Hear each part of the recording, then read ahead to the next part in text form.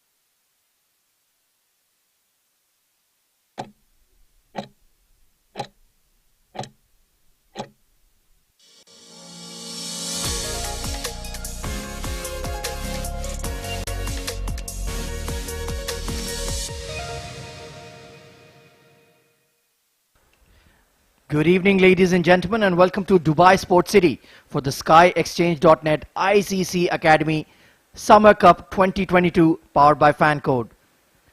Once again, we're back with all the action from ICC Academy Oval number 2, right in the heart of Dubai. Well, we have no time to waste. Let's go straight to the middle with Abid Ibrahim for the toss. Ladies and gentlemen, welcome to the ICC Cricket Academy Cricket Ground. We are absolutely eager to see and witness this game, number 9, between Pindi boys defenders, and it is Dubai Gymkhana. To lead Dubai Gymkhana, I have Waqas Ahmed Khan, and to lead Pindi boys defender, I have Yasir Mahavi. Right in the center, we have got my partner, who usually stands always there, our all beloved Mr. Iftikhar Ali. We are all set for the toss, and the home side is Dubai Gymkhana. Will flip the coin. Tails is the call. Head it is. Well, head. Waqas, what would you like to do and why? I would like to bowl first, right? And last game we batted first, and it was a bit of a struggle. So we'd like to make a change and try the bowling first this time.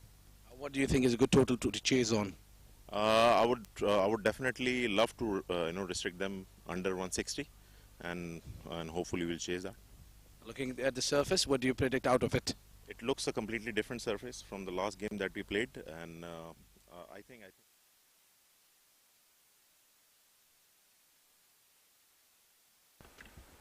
Right then, is the Pindi boys defenders out in the middle with the openers.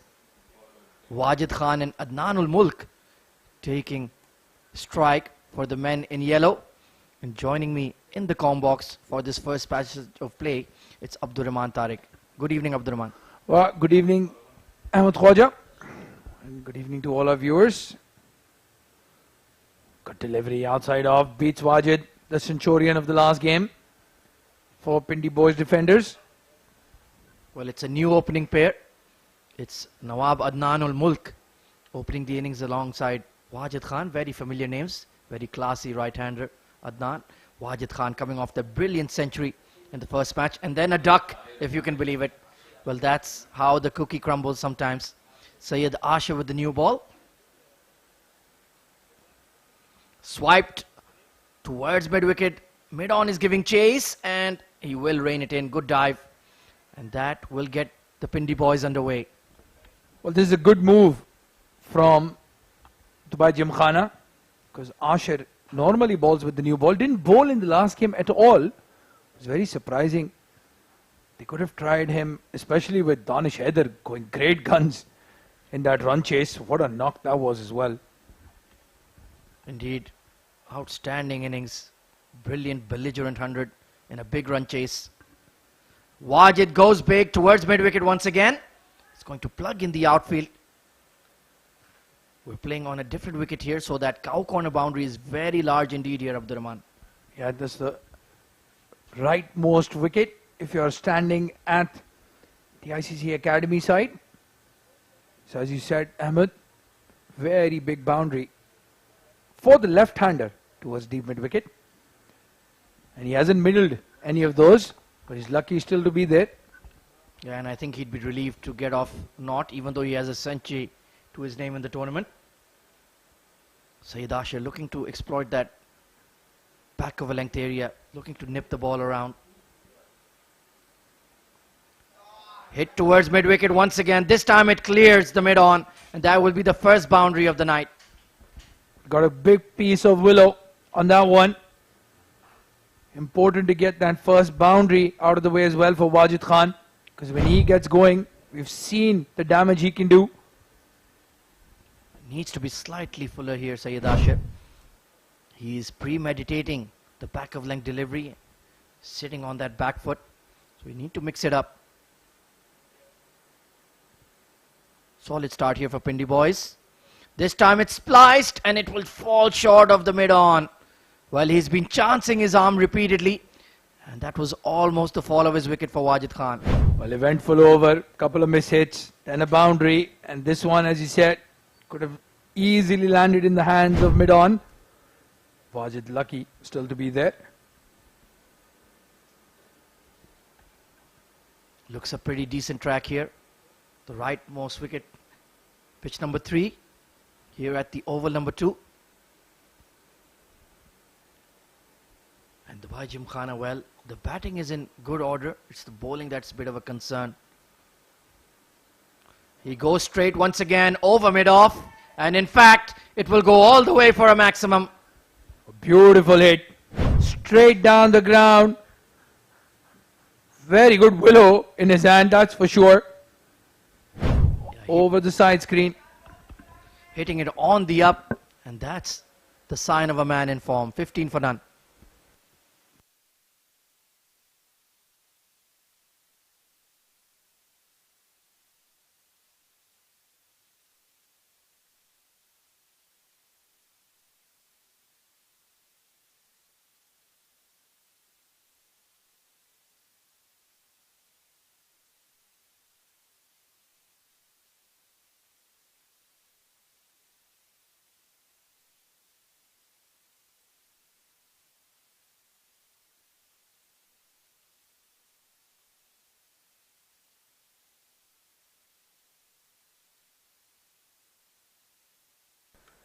Tashfeen Yassin bowled 2 pretty steady overs in the previous game. But Dubai Gymkhana, I was surprised. He only bowled a 2-over spell with the new ball. Hits the seam, gets it to nip around as well. Let's see what he can produce from the school end. Adnan Ul-Mulk, his first innings of the tournament. And I think it's a very good combination. He's an elegant stroke player. Wajid more of an enforcer. Looks to chance his arm. I like the chemistry of this pattern number 1 and 2 for the Pindi boys. Yeah, some teams go with the hitters on both ends like IGM. Defenders choosing otherwise. Nicely played away towards point. And there you can see very easy swing of the arms. Good compact technique. And Tashfeen, he has to be absolutely precise with his length here. Anything too short or too full, it'll be lofted. Well, Adnan Mulk has been in good touch in the domestic series. Some good knocks in domestic cricket. Oh, big swish at that one. Just a hint of outswing for Tashfeen. And that's what he does. Just pitches the ball up on that 4th stump channel. Gets it to hoop around. And if you chance your arm, there's always an opportunity for those slip fielders.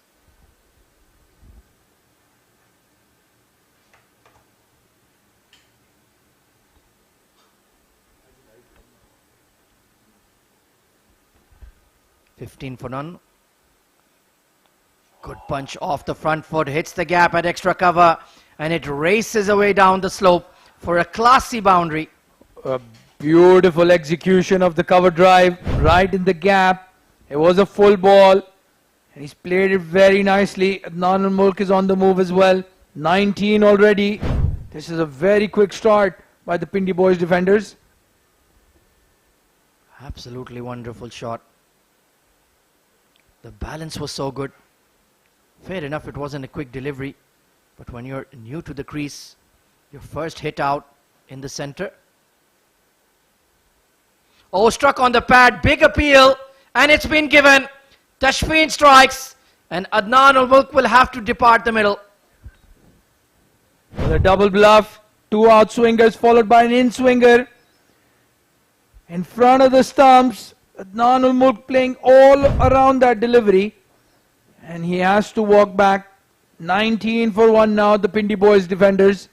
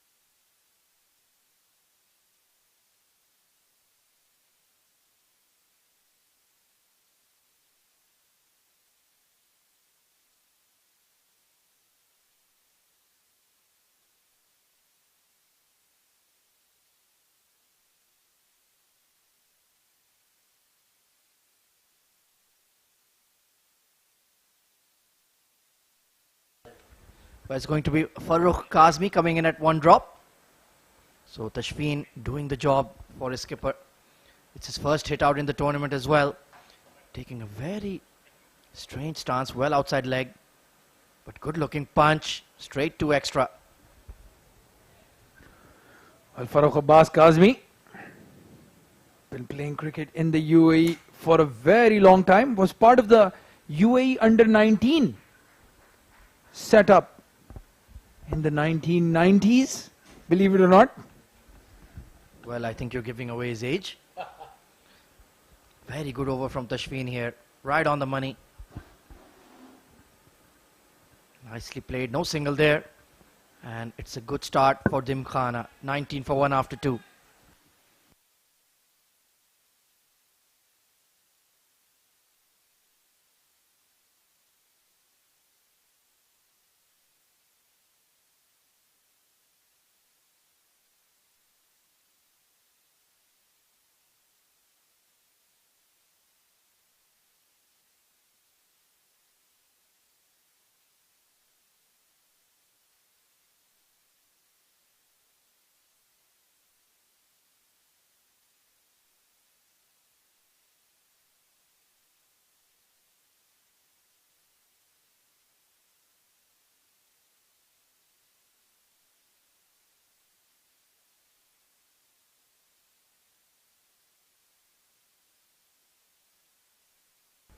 Syed Asher continues.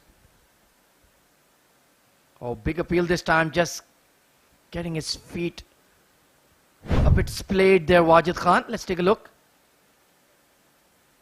Just overbalancing. Bit of in-swing into the pads there for Asher.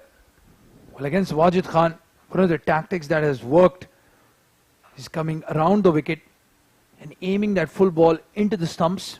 Keep a square leg deep and get him to miss hit. He's very strong straight. Well, once again, going for that lofted shot down the ground, inside edge. That could have been mighty close. Wajid Khan remonstrating with himself. Let's take a look here. Oh yeah, big inside edge there. He doesn't really plant his front foot. He likes to swing from the hips. So Syed Asher, he has corrected his length. He's bowling a lot fuller. That's the right idea with the new white seat. And Farooq Abbas, different kind of player, likes to operate more square of the wicket. Need to get your feet moving here, Abdurrahman. Yeah, he needs some time. Farooq Abbas Kazmi, once he gets settled in, he's a very good looking batsman, especially his cover drives.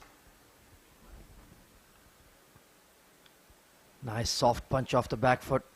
Technique looks in good order. But this pitch is certainly not as quick as the one we saw in the first week of the tournament. Looks a touch slow. Well, in this oval number 2, sometimes it feels like you're playing in 3 different grounds. That's the way the pitches have been set up. Yeah, the first week here we had a very grassy sporting wicket. Plenty of bounce and pace. This is a lot slower. Oh, look at that delivery. Absolute Jaffa. Well, nothing slow about that one from Asher. A good pacey delivery. Beats the batsman. It wasn't that short, just took off from a length. And talking about that pitch, the first pitch, well, apparently there are 3 different surfaces here at the ICC Academy Oval number 2. The first one is based on the Australian soil and grass. This time just spliced away towards deep third. Not in control, but that will get Farooq off the mark in this game and the ICC Academy Cup. He'll breathe a sigh of relief. Meanwhile, Wajid is on 15 off 8. Not look particularly comfortable after those early swipes over cow corner. That's because Syed Asher, he's doing a good job. Settle in well on a seamer. Oh, it's a leading edge, but there's nobody at mid-wicket. That could have been a chance. He was posted right on the boundary there. Very good over from Asher comes to an end. 22 for 1 after 3.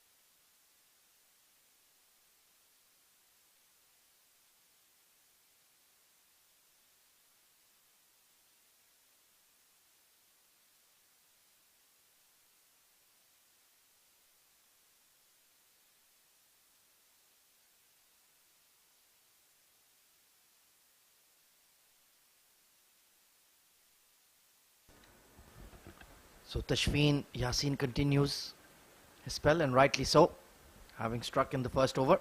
Let's see if he bowls more than 2 overs tonight though. Wajid Khan on strike, coming around the wicket. Onto the pads and inside edge, well, straight to the short fine. A yard either side of him, and that would have been a 4. One of those challenges for Wajid, just in the beginning of his innings.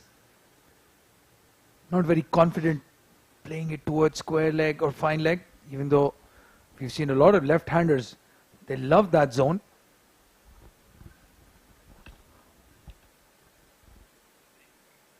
Loopy, full delivery, just hit away to mid-off. So suddenly the Pindi boys have just lost a bit of batting rhythm here with the loss of the wicket of Adnan Al-Mulk. And fair play to Gymkhana. The 2 bowlers not particularly quick, but they're bowling in the right areas. Well, after that first over that went for 15 runs, the next 2 they've brought it back nicely. Drilled away through the offside. That was a bit too full. And it's going to be a chase towards that deep cover boundary. The ball will pull up. It's not quite out of the middle of the blade. And they've only taken 2 runs. That's poor running in my opinion, Abdurrahman. Oh yeah, running between the wickets for these 2 is a bit of a challenge. And if you ever had any doubts about the size of this ground, that shot will clear it. Even that cover drive in the gap couldn't reach the boundary. 18 off 12 now for the attacking left-hander. Steps out and misses it. Was trying to be over elaborate there, and good bowling from Tashfeen pulled his length back. Dubai Gymkhana has brought in some reinforcement. Syed Maqsood behind the stumps. Actually been the captain of Oman. So some pedigree for Dubai Gymkhana after that loss against the Valley Boys. They must be heartbroken. At one stage, they looked like they would be easy winners of that game. Yeah, that was a remarkable match. Go straight and over the mid-off this time. That's much more in control and gone for 4. That's his strength right there. Anything in the slot, when he's hitting straight, they're going for boundaries. Crisp hit there, went off in the circle. You just have to clear him. Very short straight boundaries here at oval number 2. And he's raced into the 20s, 22 or 14. Still looking for plenty more in the power play. Oh, he goes straight again. That's even better. And in fact, that's a maximum. Beautiful shot, Wajid Khan. Well, that is the shot of the innings so far. Still head, straight bat, over long on. What a monster hit that from Wajid. 34 for 1 now at the end of 4 overs, the Pindi boys defenders.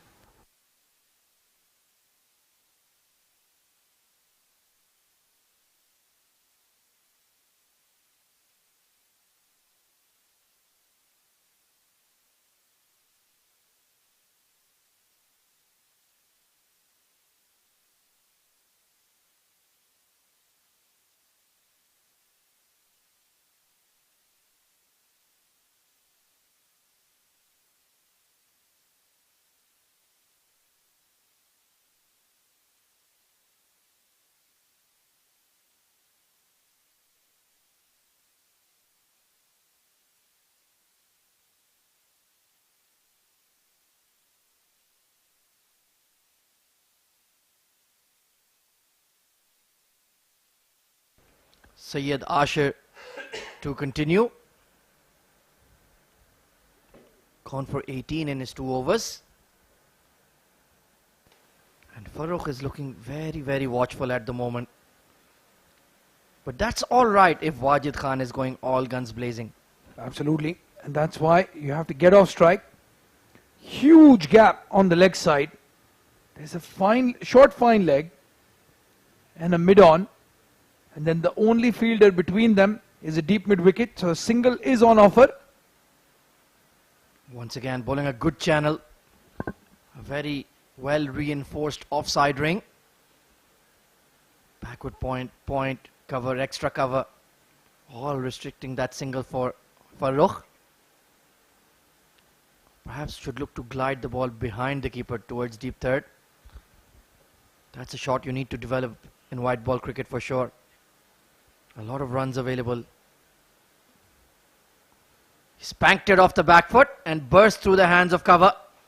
It's going to be a race for the point fielder to catch up to it, and he will not win it. That's a good shot for 4. Well, that shows the power of Farooq Kazmi. Again, the bigger boundary hit the fielder's hands and still went for 4.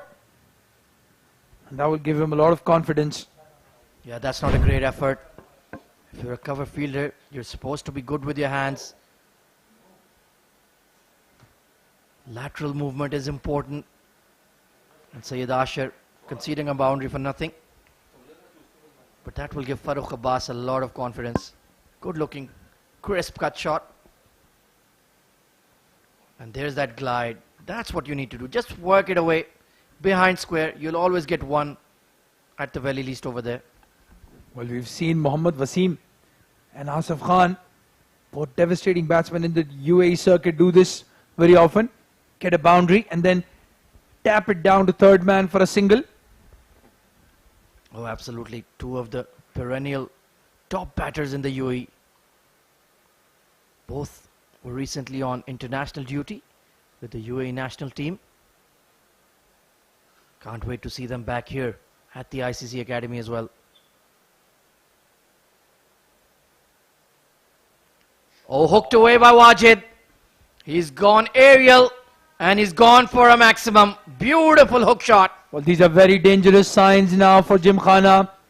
Wajid Khan is on the move, back-to-back sixes for him. And he threw his bat at that. It's gone down to fine leg for 6. Yeah, that was a poor delivery from Asha. You don't have that pace to bowl short. And he sent it deliberately in that elevated angle. He was looking for 6 and he got it. 34 off 16 now for Wajid Khan. Once again playing a dominant innings. Plenty being pondered by the Dubai Gymkhana think tank. Well, the other challenge that they have, the Gymkhana fielders and captain, is whether they bring in Abid Nini into the attack, the left-hander against the left-hander, especially in the power play. Yeah, left-hand opener certainly disrupted those plans. The way Wajid is batting right now, I wouldn't let the spinners anywhere near him. They will get carted. Very good power play so far. Attempted Yorker, that's much better. Dug out, squeezed away to square leg for 1. Expensive over comes to an end. 46 for 1.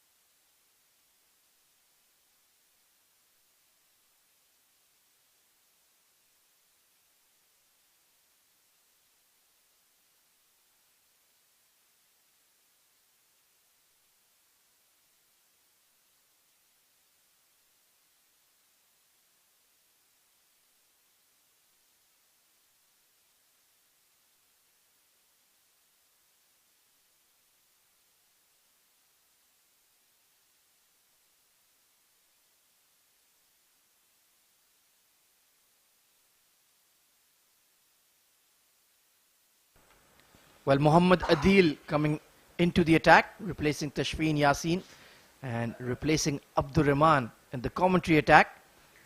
It's the one and only Abid Ibrahim. Good evening, Abid. Welcome to the Combox. Good evening, Khwaja. Thank you very much. Great passage of the play. The first 5 overs clearly belonged to the Pindi boys. Just lost one wicket of Adnan ul Mulk. Seemed to be in control. What a great shots from the centurion from the first game. And one more time. That goes into the gap. Beautiful cover drive. What a shot there from Wajid Khan. Waited for the swing. It became a half volley. And he absolutely drilled it through extra cover. 50 up for Pindi boys. And this man is looking very, very dangerous indeed. 39 of just 18 deliveries. Mohammad Adil, a new inclusion in the side. Tall, fast bowler, but immediately smacked for 4. Yeah, as a bowler, you always get onto the back foot when you get hit on the very first delivery. That is the case here from Mohammad Adil. Hope he can make a good comeback. This time slashed over point. And it will go away for 4 once again. The swing is there, but the line was off. Too wide. Yeah, not a much of a footwork there from Wajid. Just implanting himself and positioning. Just clearly throwing his bat at it over the point. Good that it didn't stuck into the fielder's hand. It was just above his head. He's moved to 43 with 19 deliveries only. Well, Adil, he's trying to bowl too quick here. He needs to establish his length. He's bowling too full. This time it's skewed away. Just over the cover fielder. That's a better delivery.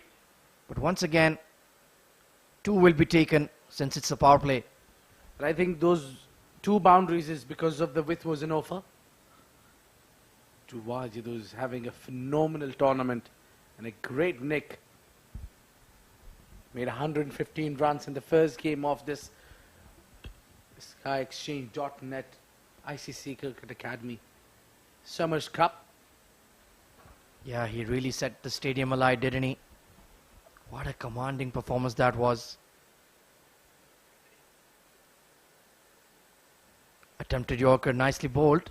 And Wajid played it pretty well as well. They'll scamper for 1.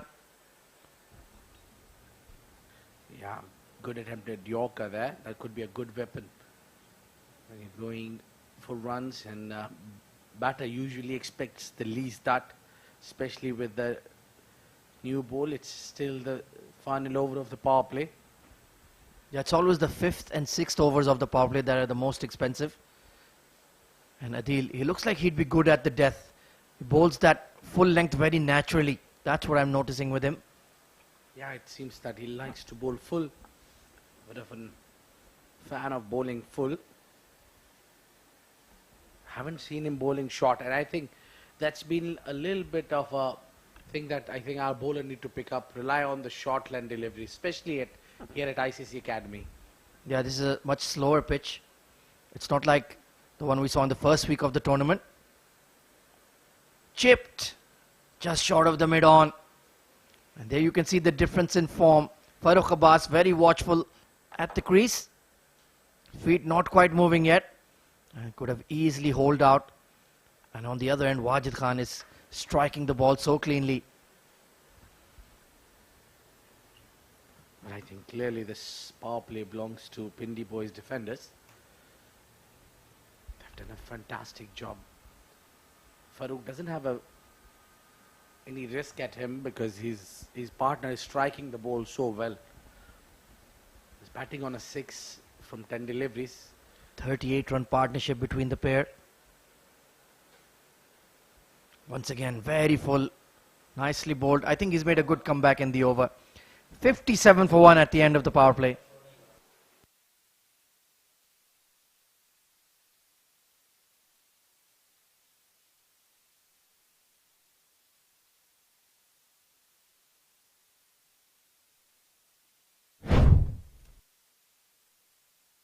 Well, these are the highlights of the power play. It was the Wajid Khan show once again.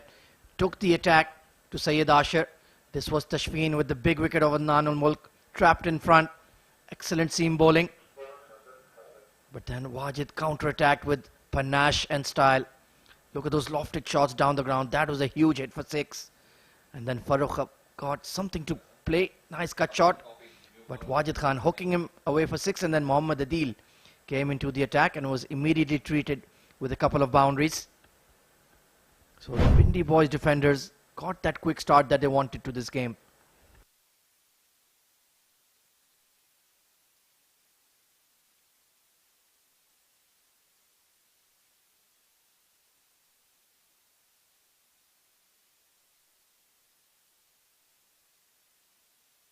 Mohammad Hassan being introduced into the attack. Good tall seam bowler.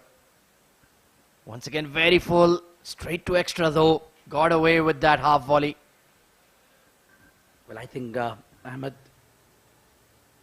the fast bowlers are not working well because they're bowling too full. Even the full deliveries not helping their cause. Either you pull your length back or you introduce spinners. Well, this pitch is a lot slower. You need to bowl on a good length. And this has been tried to pull away. There's a fielder settling. And that's a very poor effort. I think it's Tashfeen at fine leg. And they've given Wajid Khan a chance. Goodness me. How costly will that prove to be here, Abid? Well, that's a big drop. That's a big chance. That's one opportunity that you give.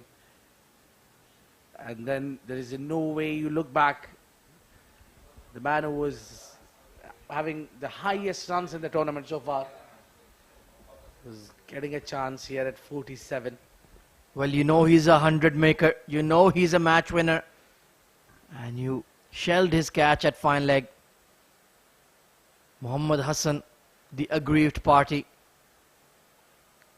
He needs to be temperamentally strong here. He needs to bounce back. Floated up outside off, given as a wide. Shami may be very experienced umpire. Well, my question is that I've been crying saying that try the short stuff, pull your length back. The moment Hassan did that, he got a reward. At least that was a chance which was dropped down in a big wicket. So why don't you try the short length deliveries? Tucked away by Farooq to extra and another misfield. That could have been a run-out opportunity. So Dubai Gymkhana are being their own worst enemy right now. Yeah. You try to bowl full when the ball is swinging too much. The ball doesn't swing much and you're feeding the fuller length deliveries. That's asking for the runs there. Just the outer half of the bat. There is a fielder at deep cover, but he won't reach it. Bilal Azmat. So Wajid Khan is certainly proving to be very, very fortunate in this innings. Anything aerial, it's either landing between the fielders or outside the park.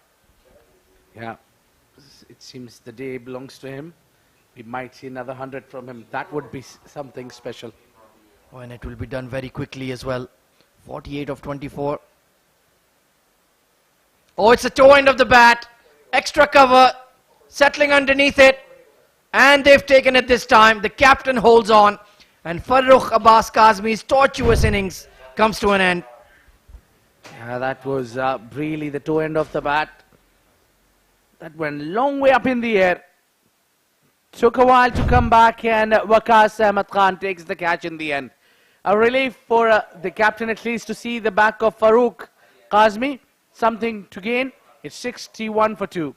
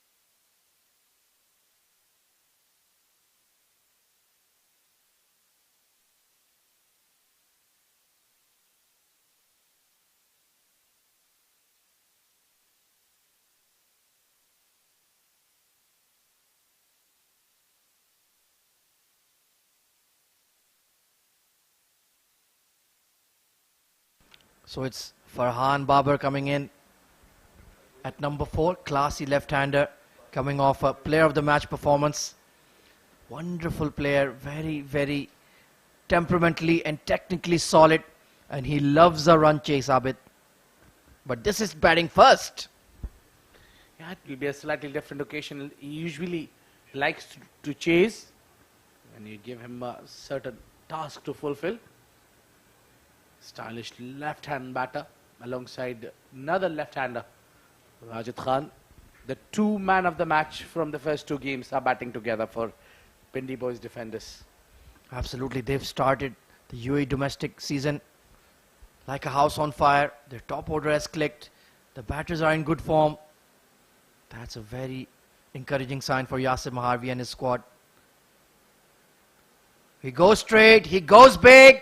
Long on, it will just drop in front of him. Well, he didn't attempt the catch there, Abid. That was another half chance created by Hassan. I think the fielder standing on the long on is asking him the same question. Why didn't you attempt for the catch? He rather went to save the boundary, to give a try for the catch, and I think he should have gone to try that catch because it was a big wicket. That takes Wajid on to 49, and it's 62 for 2.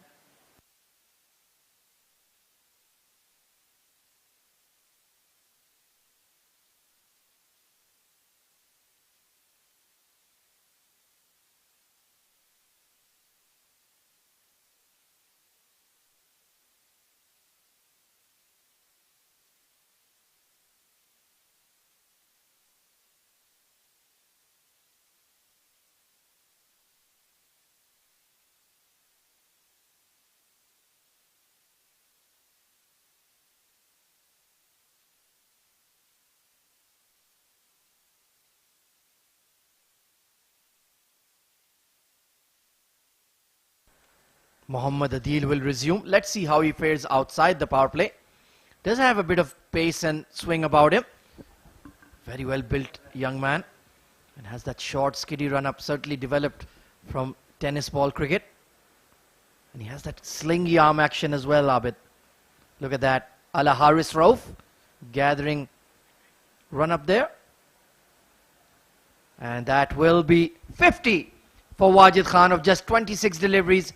Once again, proving to be such a great performer for Pindi Boys. Well played, young man. This has been a great knock from him. 50 runs. The job is only half done. We expect 100 from this man. Absolutely. He's been a bit chancy tonight. Not 100% fluent like he was in his brilliant century. But he's still out there. That's what matters. And Farhan Babar, I think that's a very good player to have alongside him. Mature, composed. And he will take the innings along. Just shepherd him along to the target they want to set. Look at that clip. Oh, beautifully done. No chance for the fine leg. And no chance for the square leg either. Well, Farhan loves to hit on the onside. This is where he loves to hit, and you're feeding him there without having that deep fine. That's a mistake you made, and the punishment is you gave a 4 runs to someone who is new to the crease. Farhan Babar gets off the mark on a very first delivery. Well, it's rare to see a left-hander playing with such supple wrists. But Farhan Babar's wrist work is truly a class apart. Wonderful player. Fun to watch. And once again, Mohammad Adil concedes an early boundary. Has to be a lot more precise. Launched over extra cover. What a shot! And no chance for the long off. Glorious! Great hit. Lovely shot. 2 back-to-back boundaries. This one knee down. Up she goes. Right into the gap. And that's a 4 runs. What a great looking shot that was. Well, one was flicked through fine leg. The one inside out over extra. That shows his glorious stroke selection. Wonderful batting. And that's a man in form. A beautiful shot. Both the side of the ground he's tested. It's a nightmare for the captain. This time, fuller length. Missed out on that one. Well, we were praising him so much, he forgot. He was listening to us. He forgot to put that full toss away. I don't think so. He can listen to us. I'm glad that they can't listen to us. Well, I really like this top order for Pindi boys right now. Adnan Ulbuk, very settled, classy player. Then you have the rock solid Farhan Babar as well. Wajid Khan, we know all about his skills, batting on 50, coming off a century. You also have Abdullah Azhar in the side. Very good player. Yeah, let's not forget Abdullah Azhar, Salman Babar, who can really give you that quick 20-30 runs down the order. Oh, outside edge, over the short third, streaky. But Wajid Khan could care less. Well, it's that kind of a day. Unlucky and gets 4 runs, though that was well away from the fielder. He's not middling it well, despite batting over 50. Well, this time his length was very good, but it was just a touch wide. Wajid Khan took the chance, got lucky, and I do feel for Mohammad Adil. He's been expensive, although he hasn't bowled badly. Well, I get back to my own point there. Why don't you test Wajid or Farhan perhaps with the short stuff? Yeah, absolutely. The leg side boundary is always very far away at over number 2. It will take some timing to clear it. Coming around the wicket now. In the right channel. Good delivery. Good comeback. 76 for 2 at the end of 8 overs.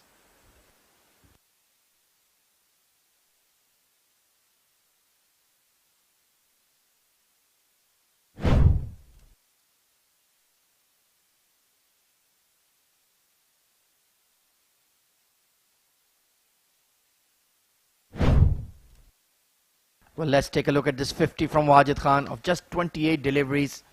Once again, those power shots down the ground. And that was a beautiful hit. Freeing his arms, hitting on the up, peppering that boundary at long on, and then the hook shot over fine leg. Mohammad Adil, anytime he bowled it too full, he was cracked wide of off. That was a genuine outside edge. But that's the way this daredevil plays for Pindi boys. Looking ominous right now for Dubai Gymkhana.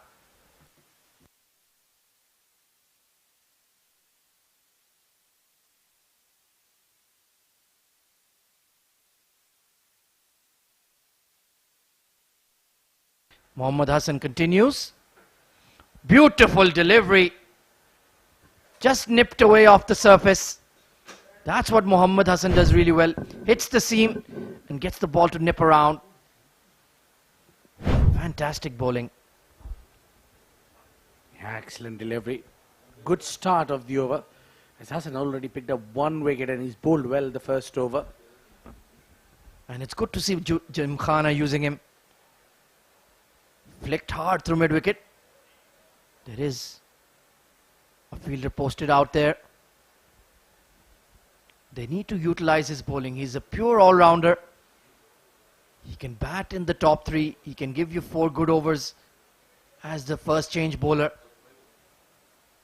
And an outstanding fielder as well. He does not drop catches, let me tell you. Excellent addition to the Gymkhana side. And Syed Maqsood, who is wicket-keeping right now, former Oman international. Oh, it's been sliced. Fielder once again circling underneath it. But Wajid Khan, oh, he could be run out here. Have they got him? Well, that was mighty close. There wasn't really 2 there. The ball just landed outside the 30-yard circle. It was a nothing shot, and he could be in trouble here. Well, playing and taking chances on the aerial routes, and that was just grounded his bat on time. How lucky Wajid in a similar delivery. One he played on the aerial route and the other one was got away with a run out. Well, he had to get the skates on, and I think he just about made it. Very fortunate indeed. That's a second life given to him, to be quite frank. First the drop catch at fine leg, and now this run out, very close indeed. Mohammad Hassan is making things happen for Gymkhana. It goes straight up once again. And this time, Wajid Khan's luck has finally run out. Mohammad Hassan gets his man. Yeah, that's a second wicket. As I said earlier, short stuff will help you. And that did. Bowled him short. Miscued it in the air. And that's a long walk. Now he scored really well of 56, and then as soon as he got over his 50, was smashing everything coming his way. Well, Mohammad Adil takes the catch and Mohammad Hassan takes his second wicket, and 79 for 3.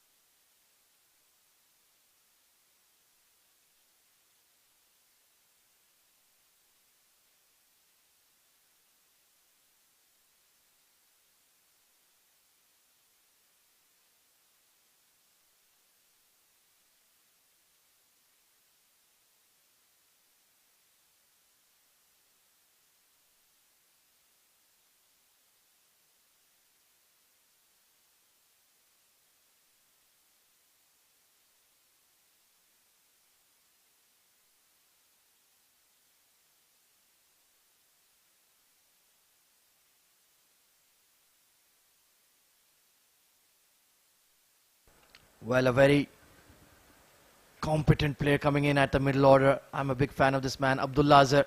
Tell us more about him, Abid Ibrahim.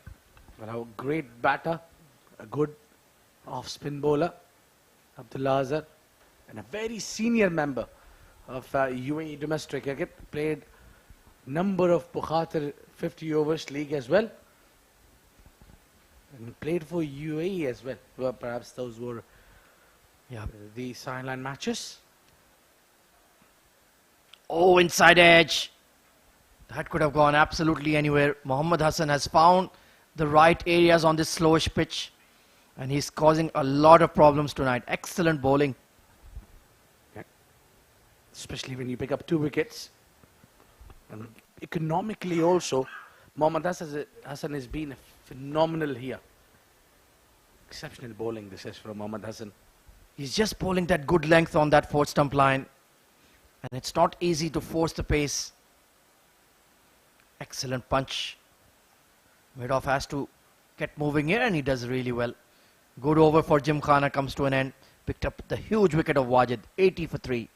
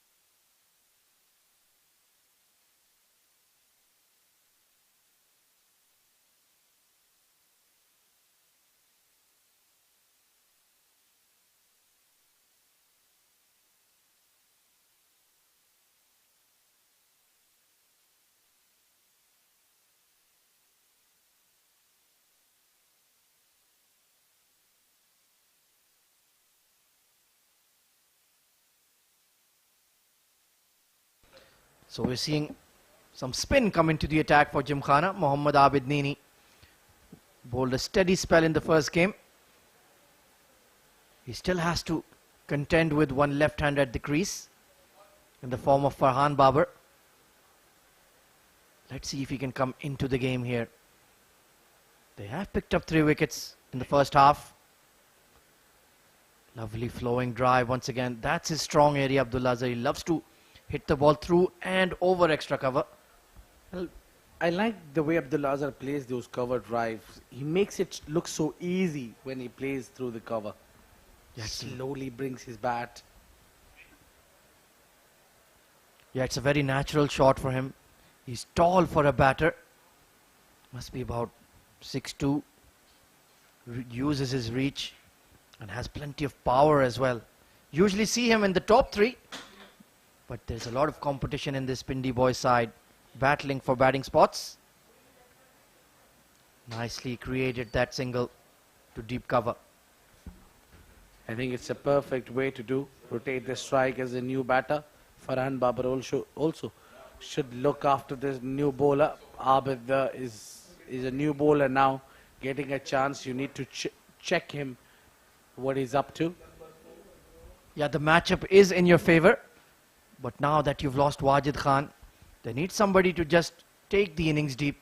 They still have another left-hander, Mohammad Imran, but he's not quite as free-flowing as Farhan Babar. Nicely tucked into the leg side, and that seems to be the game plan. Let's just take the game deep. I think that should be the plan also. Both these batters can do well in the end. It's all about now keeping wickets in hand. So the last 4 to 3 overs, you can go hard at the opponents.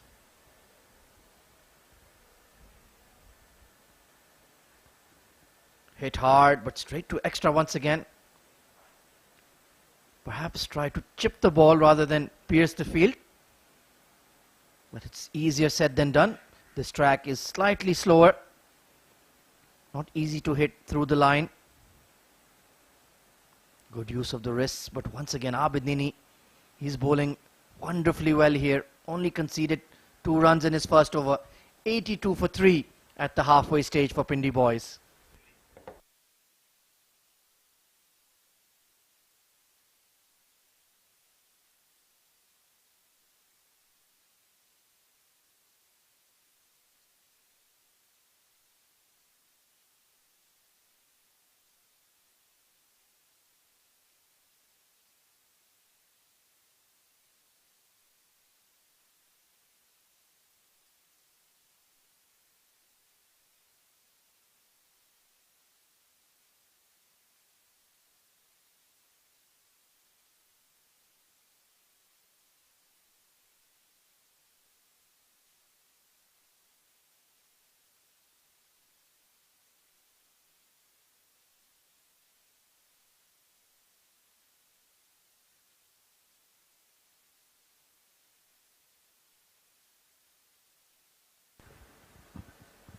Well, 10 overs gone, 82 for 3. And it will be a change in bowling again. Replacing Mohammad Hassan would be Adnan Kaisar, and replacing Khwaja is Abdur Rahman Tariq. Welcome, Abdur Rahman. Thank you, Abid Ibrahim. And in the meantime, a straight drive, and it's gone for 4. Nightmare start for Adnan, and Farhan Babar continues in his full flow. He's so strong to that cover, as his brother also. Both the brothers, righty and lefty, but they loves to play through the covers. Farhan Babar, being the younger one, is more reliable as a batsman than his brother. And he's fitter as well. Let's not forget that. But Salman Babar offers a completely different dimension. Bowls medium pace. Farhan, a wicket keeper by trade. Yeah, completely different players. You don't see them playing much in the younger days, I remember, to play in one team together. Now that we see them, both the brothers play for the same team. Well, with the fuel prices going up, I think they would choose to come in one car for the same team. That's a good idea for the Babar brothers. Quick running, shies at the stumps, and there's an opportunity for another run, and that is definitely a second run there. A fielder not able to gather it properly. The cow corner. Well, Abdullah Azhar slightly slow between the wickets. Could have been a run-out opportunity there, Abid.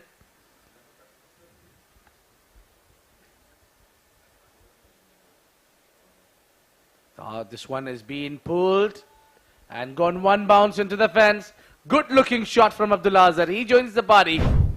Well, the one way of conserving your energy is hit boundaries, and Abdullah Azhar knows exactly how to do that. Very strong off his legs, especially against the spinners.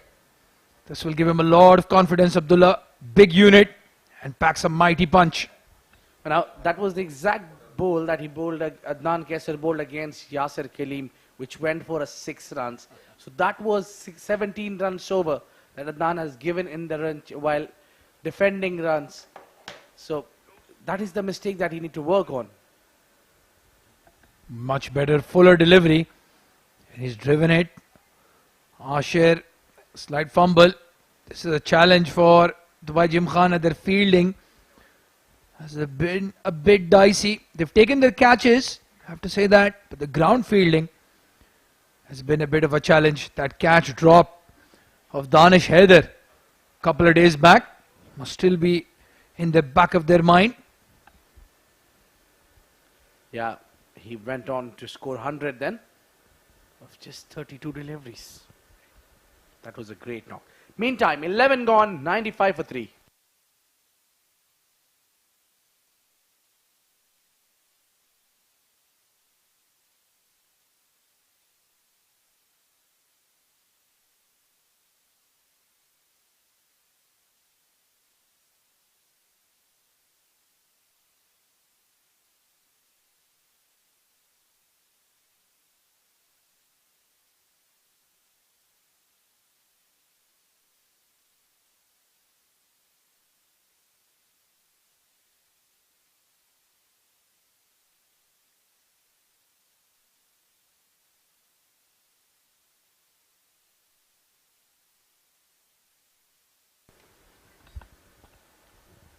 Abedini to continue from the school end. Nice and full to the left-hander.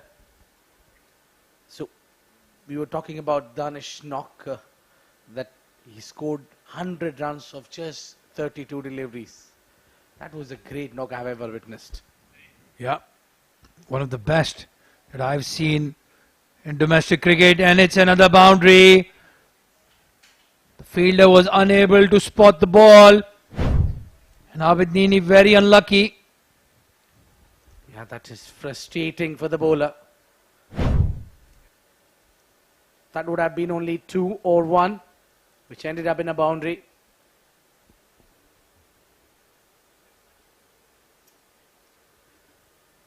You see the frustration from the bowler. Doesn't like to get it, but I think it's hard when you take the sweep shot out of the batsman. Well, Abid, I do have to question the tactics from the captain right here, because they brought in the left arm spinner against the left hander with a shorter boundary on the leg side. I think Abid Nini would prefer to bowl from the pavilion end. Spot on there, Abdur Rahman. 100 up to 11.3. I think, yeah, that's a very tricky. The idea should be, even if, despite you bowling to the right-handers, that should be the shortest end, so it's easy to pick you up. Well, so far so good. Abid Nini bowling well. Gave away 2 in the first over. An unlucky boundary in this one. Well, my concern is Adnan Kesar in the previous game that he started with 17 and now with 12, I think, on his first over. So he need to work on to contain some runs rather trying for wickets. Well, yeah, there I am in 100% agreement with you, Abid. Just get that one good over in. 4-5 runs off the bat. Don't have to get a wicket. Just give your captain the control he wants. Because Abid Nini concedes 7, 6, 8 runs in one over. And then from the other over, they take away 12, 13. And they're keeping up with that current run rate of almost 9. See, that what is the pattern when one is stopping the runs, the other one takes wickets. So that how it should be. But then Adnan Kesar not picking up the wickets and being too expensive as well at the same time. Meanwhile, 12 gone, 104 for 3.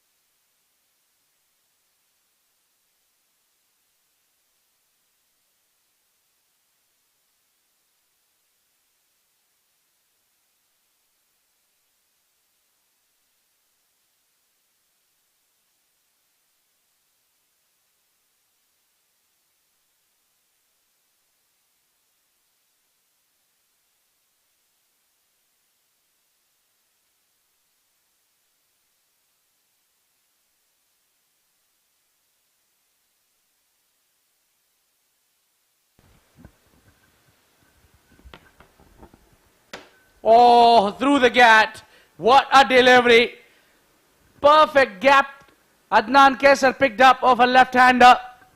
Well, that's the perfect leg spinner's dismissal of a left-hander. Pitches and comes in, knocks the stumps out. What a delivery. That will give him a lot of confidence. There's a lot of joy, as you can see. And a good knock from Farhan Babar comes to an end. 23 of 14. Pindi boys defenders 104 for 4.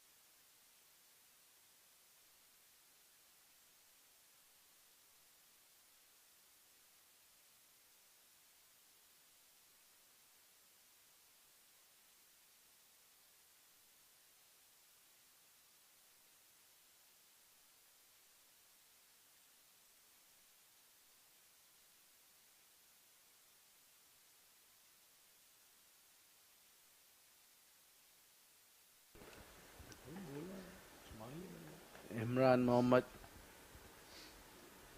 to join Abdullah Azhar down there in the center. With the 4 wickets down, I think the back in the mind would be the idea to score 200 runs. With Adnan Kesar now bowling so well, it seems to be a little difficult. Well, he's found his groove. So far, so good from Adnan Kesar. 2 deliveries spot on in terms of line and length. And one of them getting a wicket.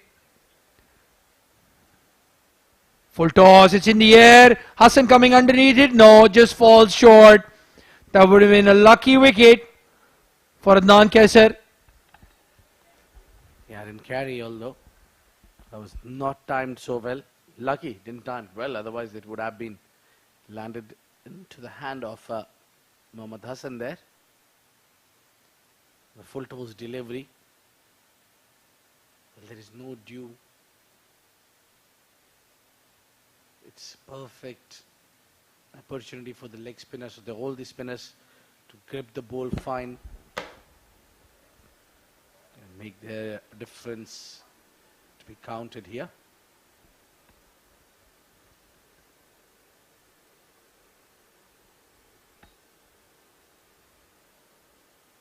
So Abdullah should be bat deep, I think.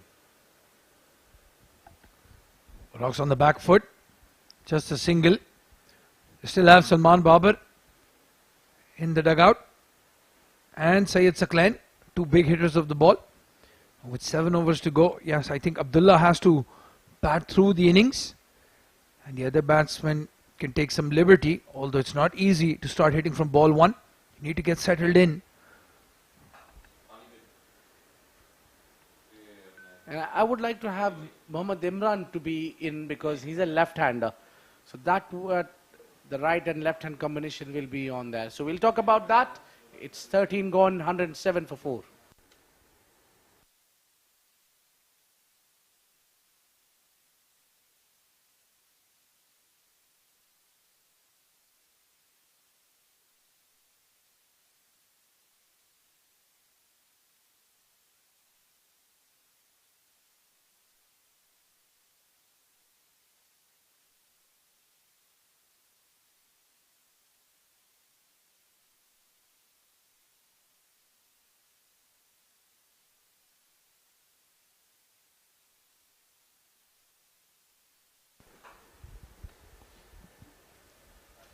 But to continue his third spot on. What I have noticed that all his first deliveries of his overs, he tries to bowl full and straight. A very good catch there, Abid. His first delivery, as you said, attempts that Yorker a full delivery. This is not a bad idea. You don't want to get hit for a boundary in the first ball of the over. So if you can get away with that first ball, just brings a little bit confidence into your bowling. Yeah, this is what you need to do as a batsman. You need to come under the line of the ball, maybe a little bit shuffle there. You can't be just planting yourself where you're stationed. So just use the crease as well. That's a smart thing to do. Not too much. A little bit would do the fine job here. A very good field placing this from Abid Nini. A short mid-wicket instead of the fine leg. He knows Abdullah Azhar is not going to sweep. At least that's what he's expecting. In the air is placed nicely in the cover region and has gone for 4. Another misfield.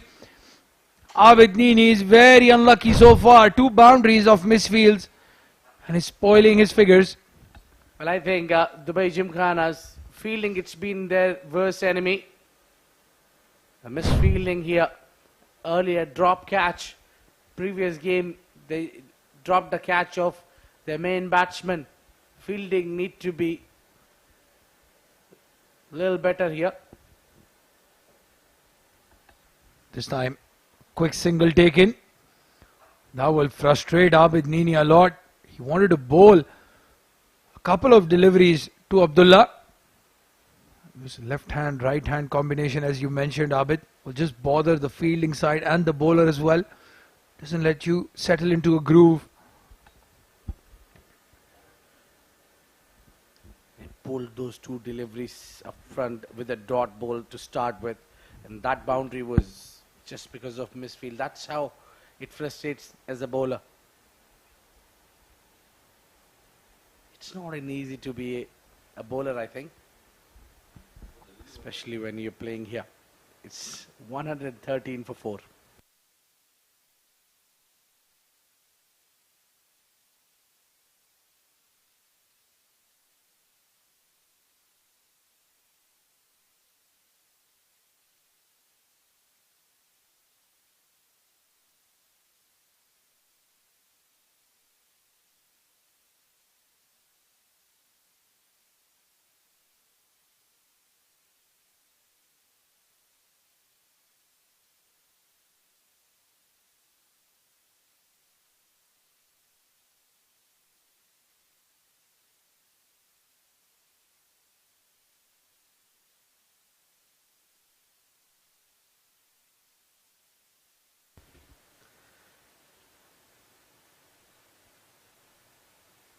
Kept low there.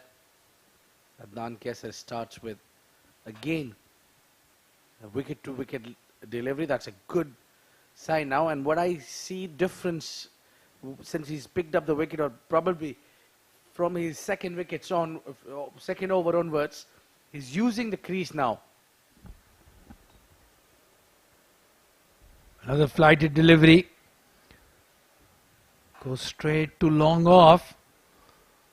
So as you said, giving it a bit of air, getting some turn as well. Adnan Kesar, a good comeback after that first expensive over. And if you can get another wicket, especially Abdullah Azhar, that will make it very easy for him to finish his spell nicely.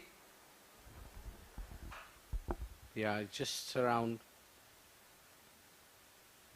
despite giving 13 in first over, he's still at 2.3. He's given only 19, so he's done well to make a comeback. 6 runs from 9 deliveries and picking up a very big wicket.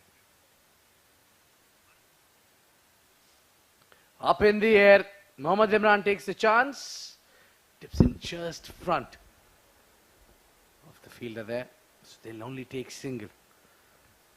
I like the idea to keep this square leg and fine leg up for Abid Nini, for the right-hander. A cutaway this time, beats the fielder. And that will run all the way. Oh yes, it does in the end. Oh, very well placed. In the gap.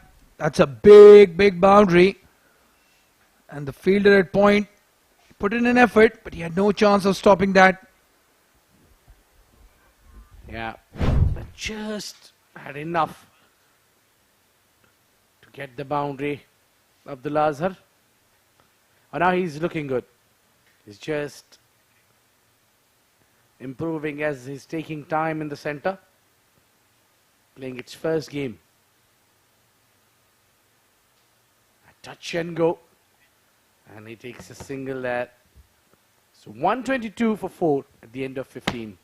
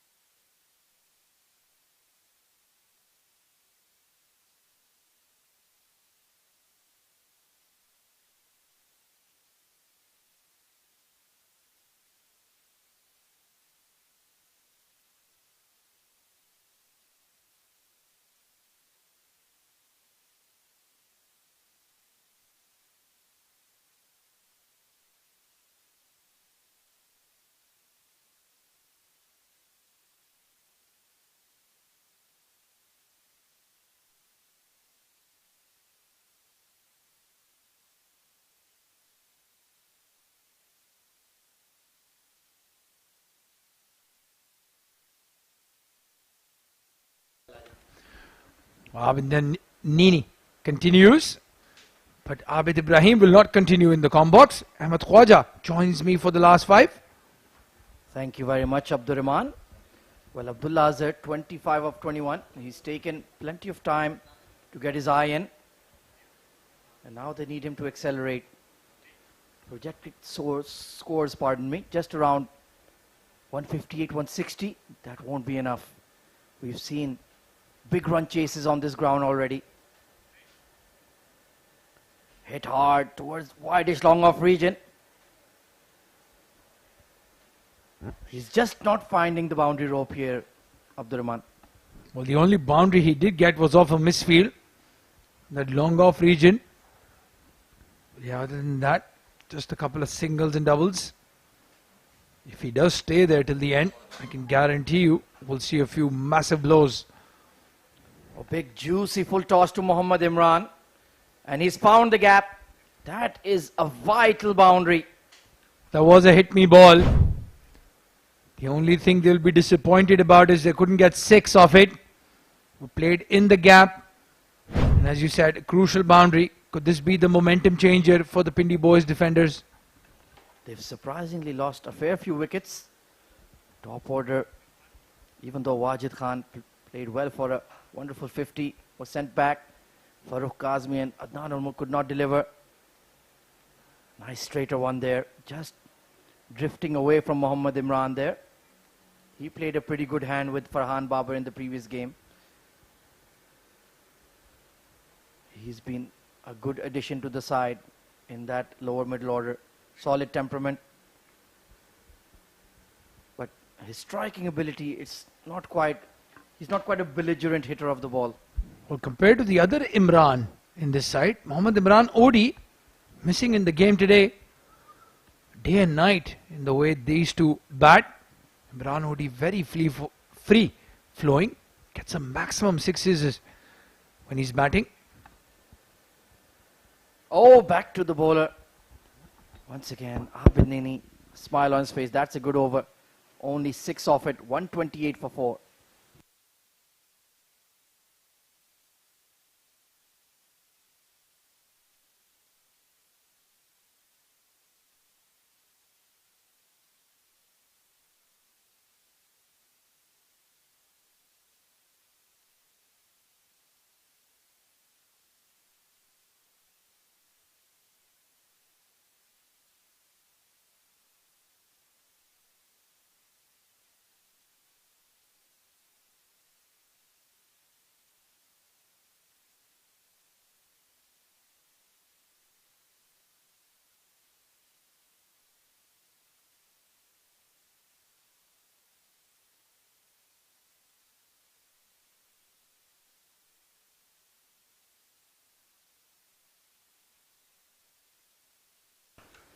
Adnan Kaisar continues for his final over. A big hit down the ground from Imran. And long on is a mere spectator. That's a big six. Finally gets under the ball and deposits over Ashir at long on. Abid Ahmed Khwaja, I have to ask the question though, was it a good idea to continue with the leg spinner with 4 overs to go? Where are your pacers? Yeah, Tashfeen has 2 overs up his sleeve, as does Ashir. You have Mohammad Adil as well, Mohammad Hassan as well. They've taken a risk here, and immediately the leg is on the back foot. Oh, it's a big full toss once again, not out of the middle. Cow corner takes the catch. Well, it wasn't the greatest of deliveries, but it's gotten the desired result. Mohammad Imran holds out. Very lucky, Adnan Kaisar. That full toss could have gone anywhere, and Imran has selected the mid-wicket fielder. So 6 and out for him, 134 for 5.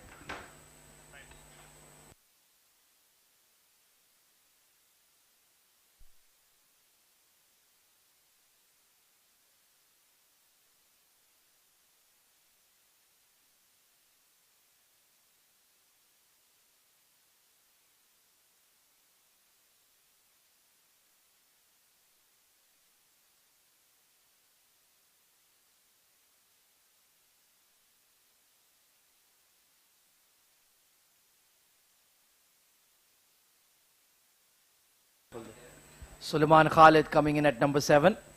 He strikes a big ball. Let's see if he can deliver tonight. They need somebody to deliver a quick fire cameo. Short and cracked through extra cover. There is a fielder set for that shot. So smart recognition there from Dubai Gymkhana. Protecting that deep extra region against Abdullah Azhar. 27 of 24. Still not looking very fluent. 2 for 32 on the day for Adnan Kaisar. It does feel like 3 big deliveries coming up. Oh, that's a poor delivery. Got away with that one. And they've stolen a single as well. Syed Maqsood, don't think he's a regular wicketkeeper by any means. Well, I think he was more worried about getting rid of that glove than collecting the ball. There you can see, throwing it away. And he's a left-handed thrower, but he threw the right-hand glove first, then took off the left-handed glove. Well, that's what I meant by not being a regular WK. Big hit down the ground from Abdullah Azhar. That was sweet. And gone all the way for a flat 6. Well, again, even though Adnan Kaisar has taken the wicket in this over, this is an expensive one. And if he can only get one more wicket out, it will justify continuing to bowl. Otherwise, I will have to question the decision of the captain to get his leg spinner in for the 17th over. 14 off it already. This time, better length. Goes fizzing away to the long on, and Abdullah Azhar will keep the strike. 143 for 5.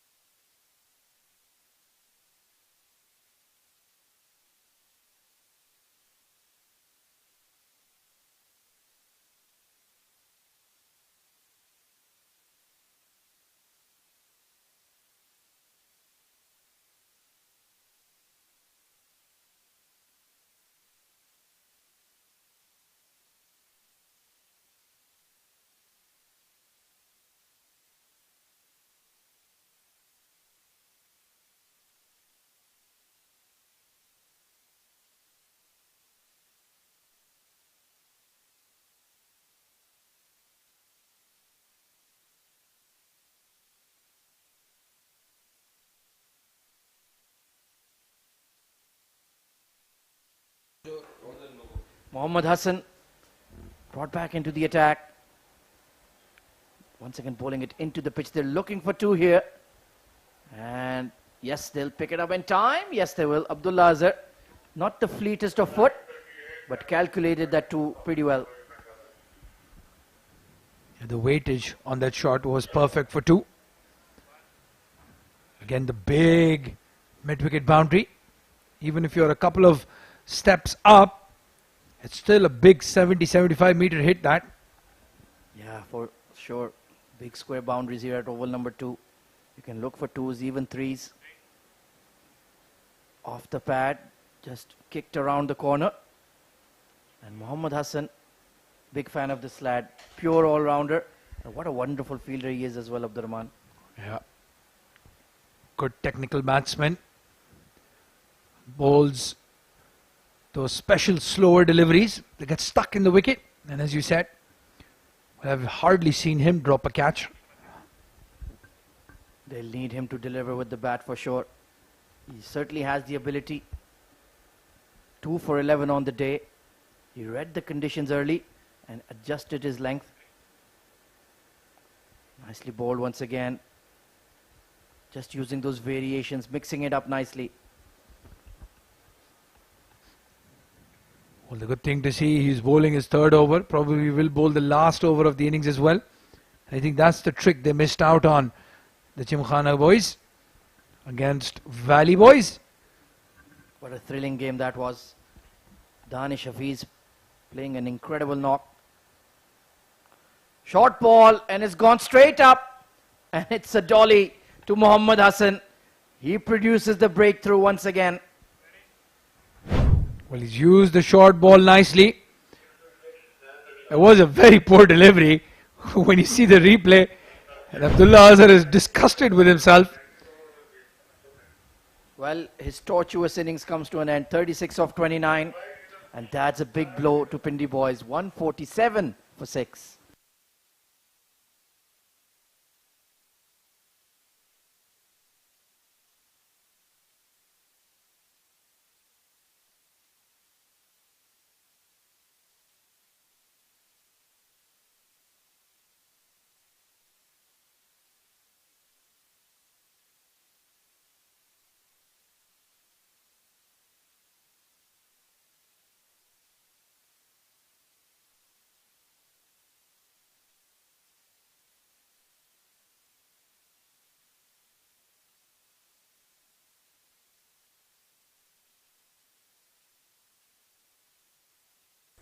Salman Babar, big striker of the ball, coming in at number 8. And still 2.2 overs to go. So they need some momentum at the back half of the innings. Cracked behind point. That's a beautiful shot to get off the mark. Another wide ball outside off stump. 150 comes up with that. And he didn't make the mistake Abdullah Azhar did.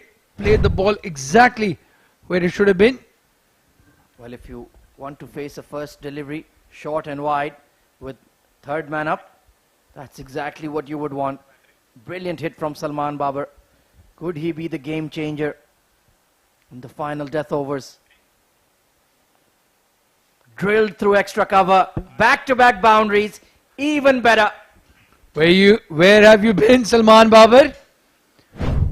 Back-to-back fours, and the momentum now nicely with the Pindi boys defenders. 155 for 6 with 2 overs to go.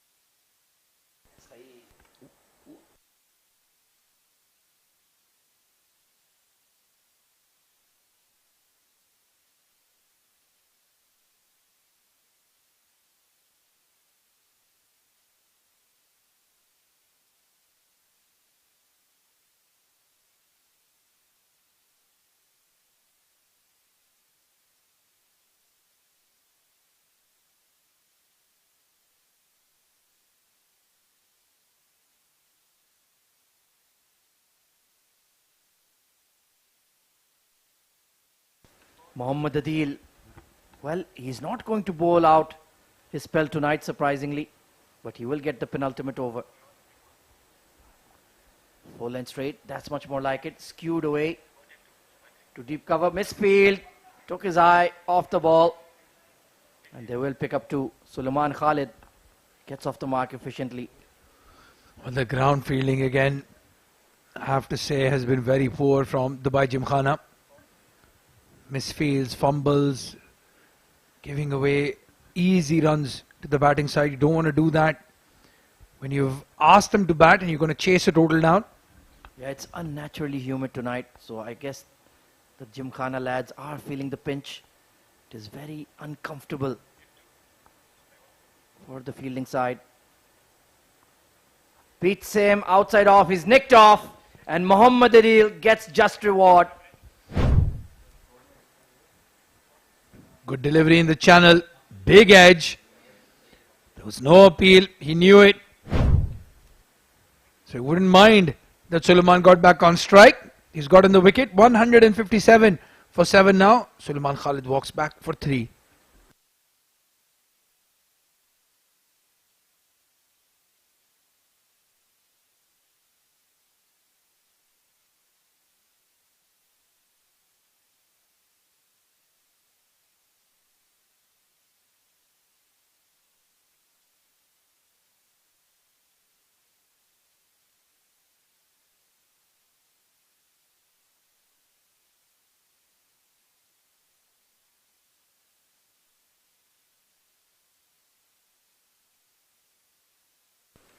Well, it's the captain coming in at 9, Mohammad Yasir Maharvi. He can certainly pack a punch. I've seen him very often come out in the power play itself, opening the innings. Well, usually does open the batting. A benefit when you're the captain of the side. Decide where you want to bat. And as you said, can pack a punch, can get a couple of boundaries quickly.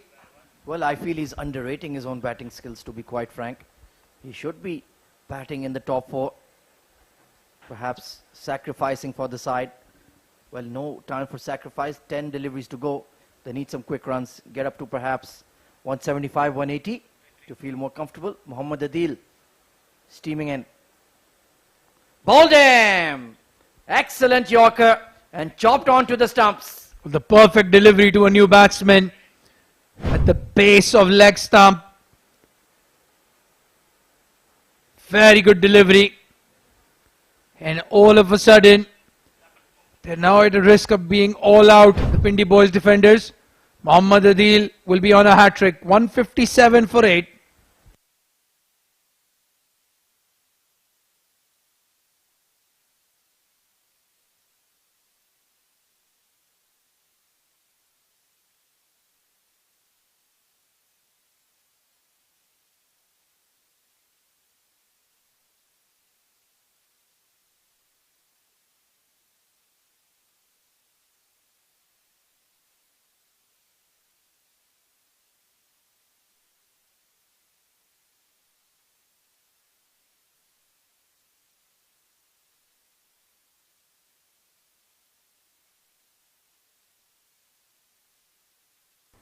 Well, it's the fast man versus the fast man. Danish Qureshi coming in at number 10. And Mohammad Adil steaming in on a hat-trick. Nicely sliced behind point. And they should pick up 2 here. No, they'll just settle for 1. That should have been at least 2, maybe even 3 there, Abdurrahman. Well, not a bad idea for Salman Babar to face the last 2 deliveries. Batting at a strike rate of 400.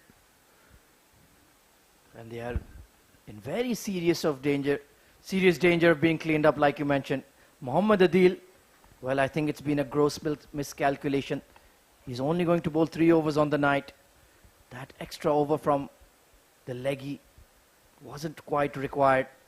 He's bowled superbly at the death here. Launched over extra cover. Salman Babar is batting imperiously tonight. Well, that is why he wanted to keep strike in the slot. Clears his front leg and goes over extra. Beautiful shot. That strike rate of 400 continues. 12 of 3 deliveries. Well, he's a big unit and he certainly packs a big punch. That was absolutely smoked. It was 4 right as soon as he struck it. Final delivery of his spell for Adil. Of his over rather. And just tucked away onto the leg side and he'll keep the strike. Excitement at over number 2. 163 for 8.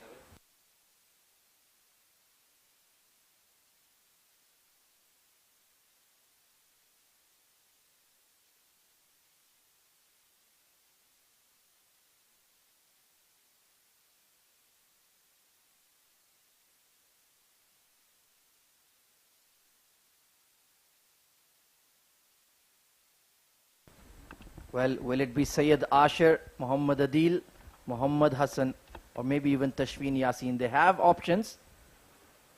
Let's see who will be entrusted with the final over. They'll be wary bowling to Salman Babar, who's striking the ball very cleanly. Dangerous player. And it will be Muhammad Hassan. 3 for on the day. And I think he's the right choice, Abdur Rahman. I don't think he'll give a lot of width to Salman Babar after those 2 boundaries that he hit. 3 for 20.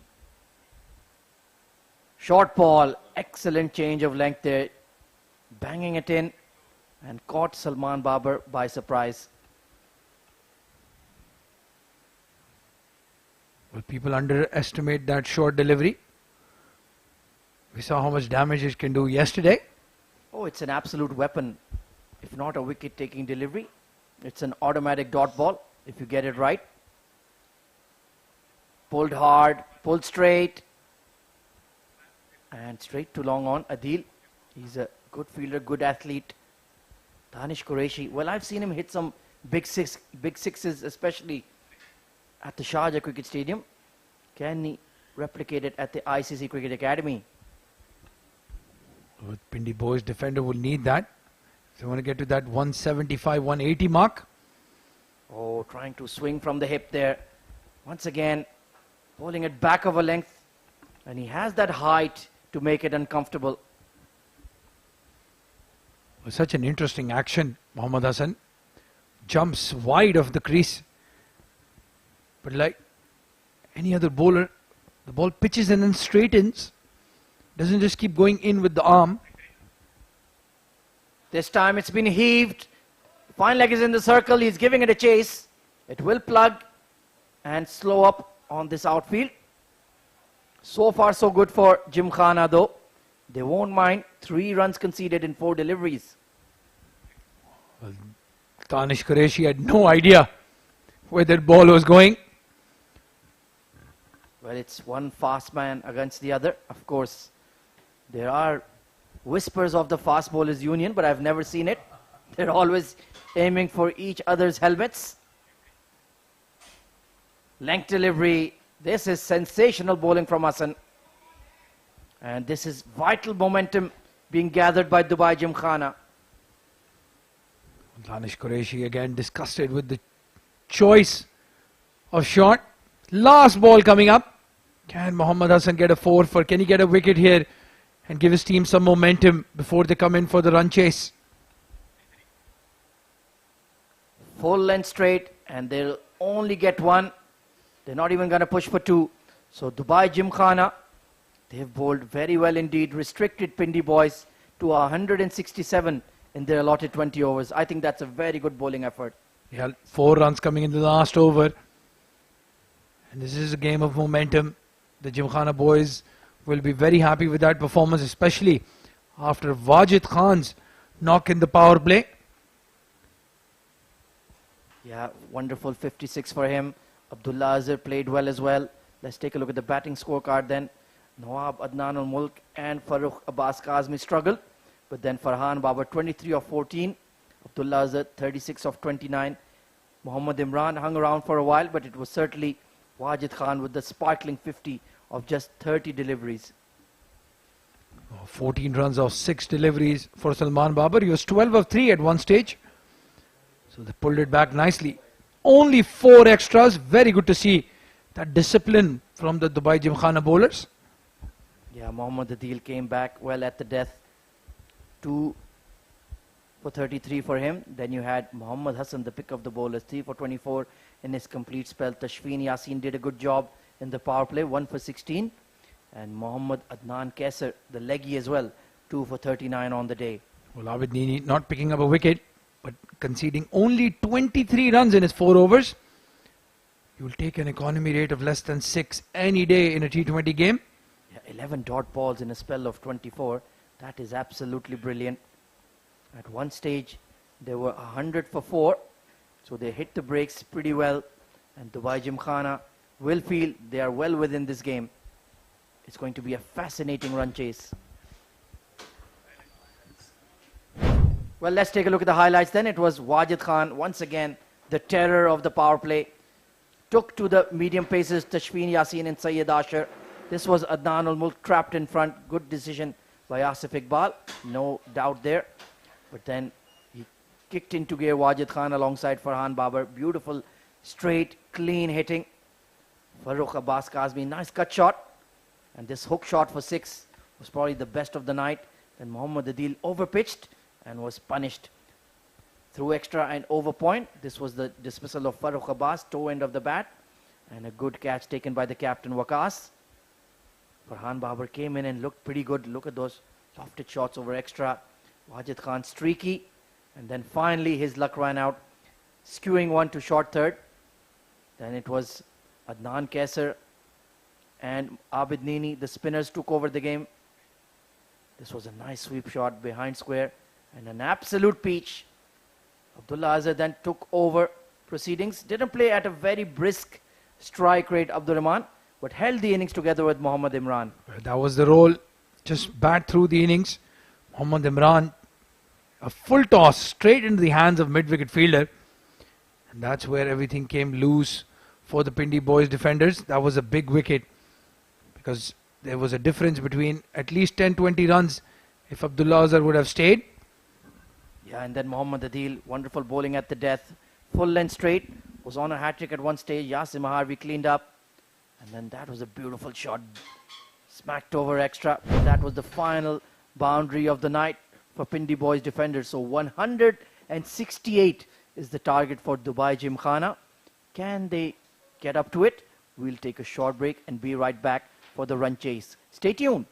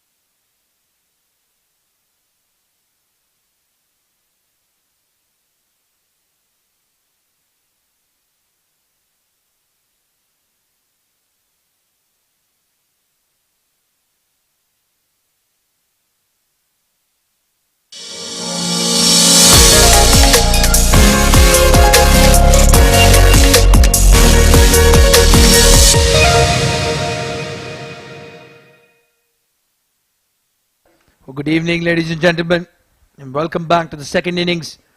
This crucial encounter between Dubai Gymkhana and Pindi Boys defenders. If you're just joining us, well, that's the equation right there. Pindi Boys defenders put up 167 batting first. Dubai Gymkhana had won the toss, decided to take the field, and now will have to chase down 168 in their allotted 20 overs. As we get ready for the second half, Wajid Khan's 56 in the power play. The difference between what could have been a 145, 150 total and that 168 they put up.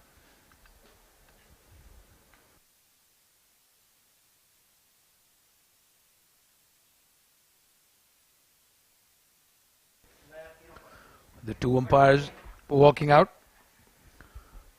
Asif Iqbal and Shamim AB, very experienced umpires in the domestic circuit. And talking about experience, well, the encyclopedia of cricket joins me. Ahmed Khwaja, welcome. Thank you very much, Abdurrahman. Very complimentary words from you. What do you want from me? Don't butter me up.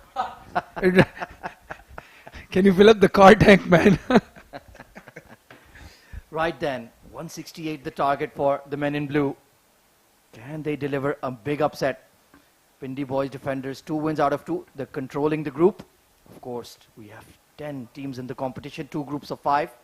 And the top 2 of Group A and Group B go through to the semis and then the grand final of the ICC Academy Summer Cup.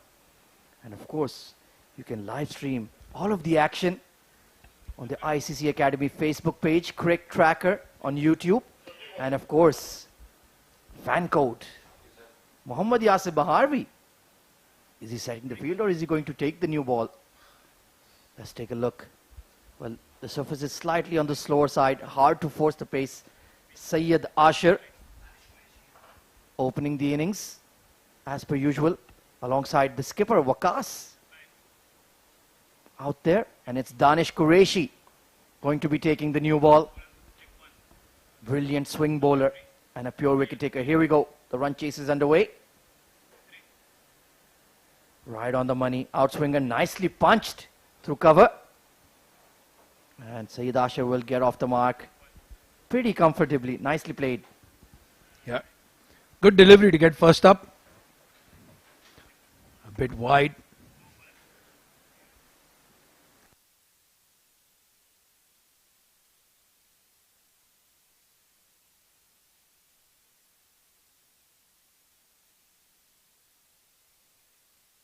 Well, I've taken a close look. It's in fact Sayyid Maqsood opening the innings alongside Asher. Danish Qureshi, a 3 wickets to his name, pardon me, in his first match. And Sayyid Maqsood, very powerful striker of the ball, Abdurrahman. Yeah. Just a few months back, scored 290 runs in a 25-over game.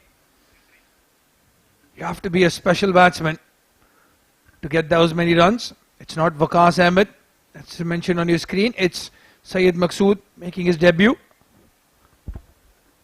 Yeah, we'll correct that quickly for you. Danish Qureshi steaming in. Oh, beautiful outswinger. Squared him up. And look at that late movement. Excellent bowling here from Danish Qureshi. Unplayable. Just pitches and swings a little bit. Danish Qureshi. Well, his action, his bowling style, his run-up, and the way he pitches the ball reminds me of Jimmy Anderson every time I see him. Absolutely perfect seam presentation, beautiful wrist action. He is a natural fast bowler. And look at the respect given to him by Maqsood now. Adnan ul Mulk at extra cover. And this is going to be a test with the new ball for the Gymkhana openers. Well, I'm just looking around and I don't see a lot of bowling options for the Pindi Boys defenders. Yasir Marvi will probably take the new ball. They have Salman Babar. But they're missing the services of Syed Saklan, another good fast bowler. Yeah, Wajid Khan will have to bowl too. Once again, outer half of the bat, straight to backward point. Abdullahs are in there. So they are not willing to raise their bat, so to speak, against the excellence of Danish Qureshi. In the last few games, you've seen a couple of maidens bowled from this end.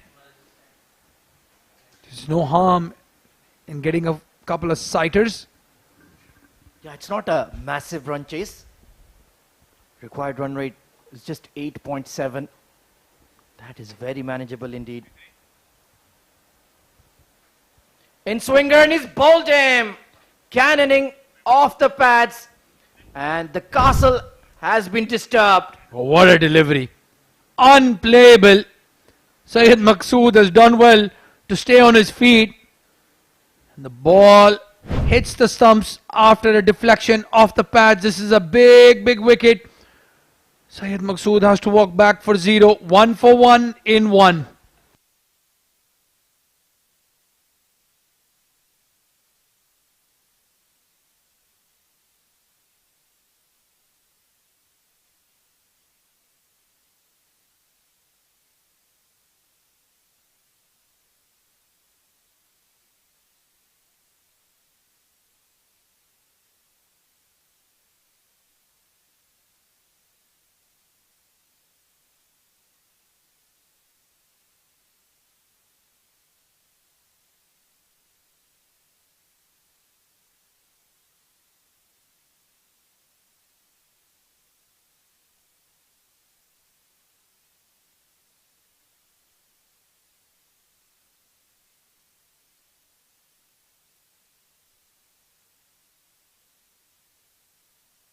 New batter coming in is Hamad Ahmed Khan at 3.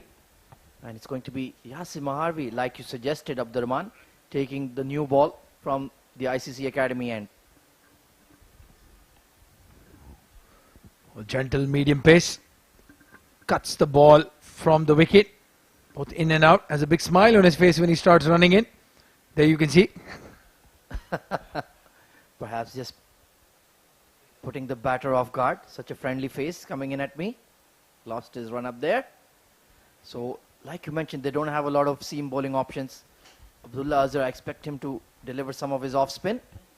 Then you have Wajid Khan as well, bowls healthy medium pace. Punched off the back foot, straight to extra. But Syed Ashir striking the ball nicely tonight. Looks very confident. Syed Ashir was not in a good frame of mind in the last game. Had a quick chat with him, said he was a bit nervous. Again, those cameras, not used to batting under those. They certainly change the atmosphere, don't they? Pulled off the front foot, not quite out of the middle. There's a very deep mid-on. Suleiman Khalid manning that region. Yeah, it just changes the equation, doesn't it, when you're playing in front of a televised audience watching you on the ICC Academy Facebook page, CricTracker, fan code. There's plenty of interest in UAE domestic cricket these days. Solidly behind that. And that's the right area from Yasim Maharvi. Good length and at the stumps. His consistency is what makes him very dangerous, Yasir Marvi. Not a lot of pace behind the ball, but will keep landing that ball in and around off stump. 3 dots in a row so far. Bowling very well. Pulled away over cow corner. That was a powerful blow over the boundary rows for a boundary. When you have that lack of pace issue, it catches up. This time Ashir was ready. Pulls it from outside off stump. It's a safe area, that mid-wicket area. No fielder there. Yeah, it was a touch short and that was enough. Ashir had had plenty of sighters. Now he wants to be aggressive. They need a strong power play. They don't want to leave too much for their middle lower order to do in the back half of the innings. Get on top of the game. Beautiful shot through extra. Salman Babar giving chase, but forget about it. The outfield is a bit heavy. Some dew on it maybe. But even then, a ball racing across that carpet. Sweet, sweet timing. And that bottom hand coming through with a lot of force. That's a top shot. If Syed Hashir has any social media, he'll definitely clip that and put it up there. That's what I can do. Beautiful back foot punch. This time, just beating that extra cover and mid-off once again. Good work by Salman Babar to clean it up. Trying to be over-aggressive perhaps, but a good over for Gymkhana. They're on the move, 11 for 1.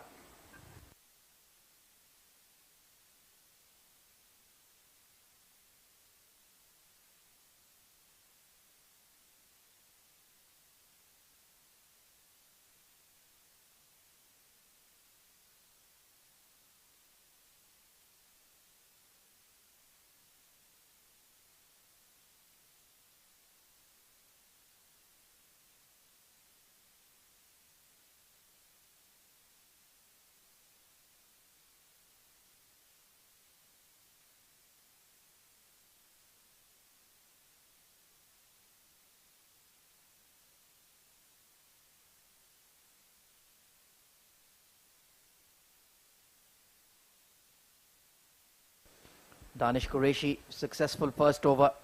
Brilliant in-swinger to Syed Maqsood. That was probably the delivery of the tournament. And now, Hamad Ahmed Khan will have to face up to that quality.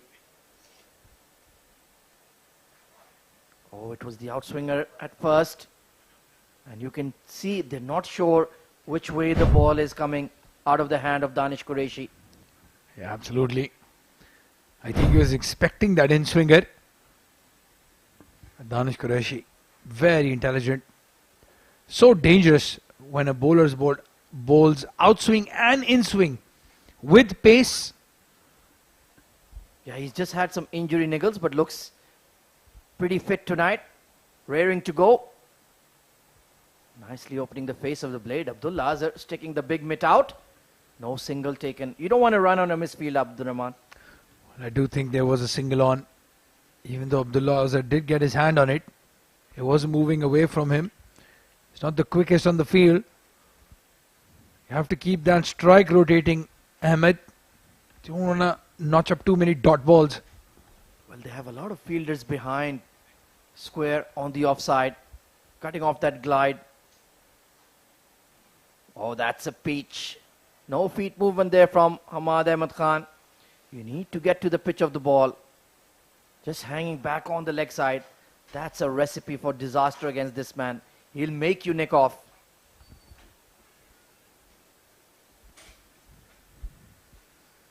Well, with Danish Qureshi in full flow, I'm not sure if sending Hamad was the right idea. Maybe Mohammad Hassan at number 3.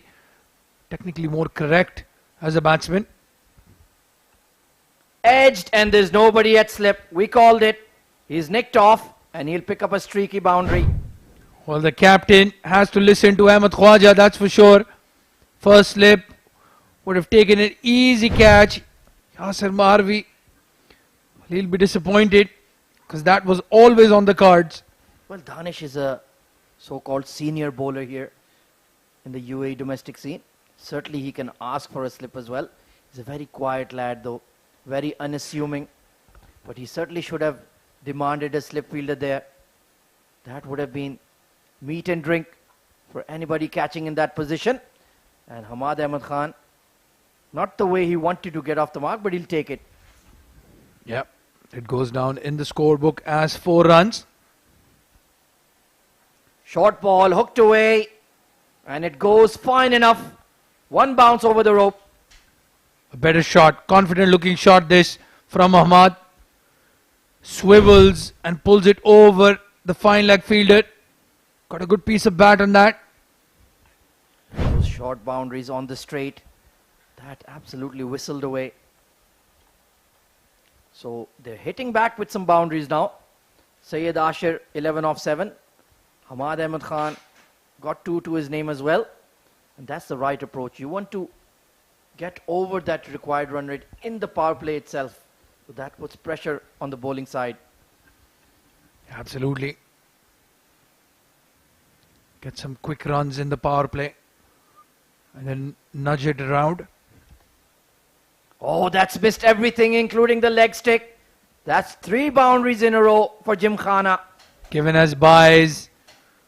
So that will go down in Farhan Babar's book as extras. Unplayable, unbelievable delivery. Very unlucky, Danish Qureshi. That should have been a wicket. Look at that look he's giving to the batter. Well, there's still one delivery to go. So far, Hamad Ahmed Khan has won a few battles, but who will win the war? This is exciting stuff. Danish Qureshi set him up 2 outies, and then that big booming in swinger, a la Jimmy Anderson. Let's see what he does here. Outswinger, and he missed it by a mile. Entertaining over comes to an end, 24 for 1.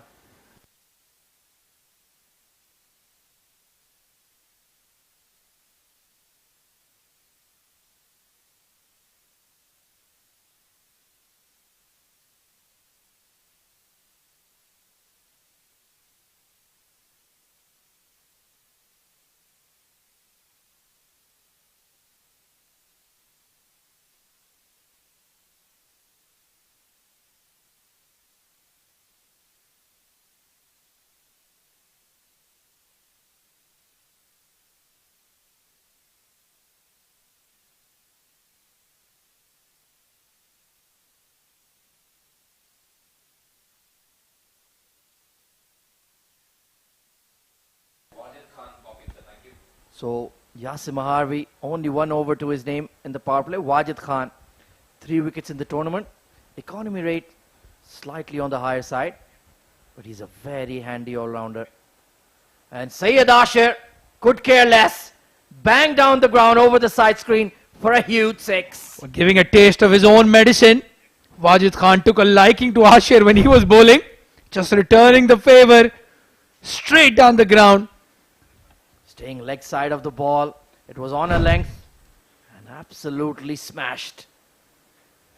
There you can see Iftikhar Ali, our match referee, keeping a very close eye on proceedings alongside Mr. Mahesh, who runs things here at the ICC Academy, and a very big name on their side, Mr. Shiju, recent international umpire for the UAE.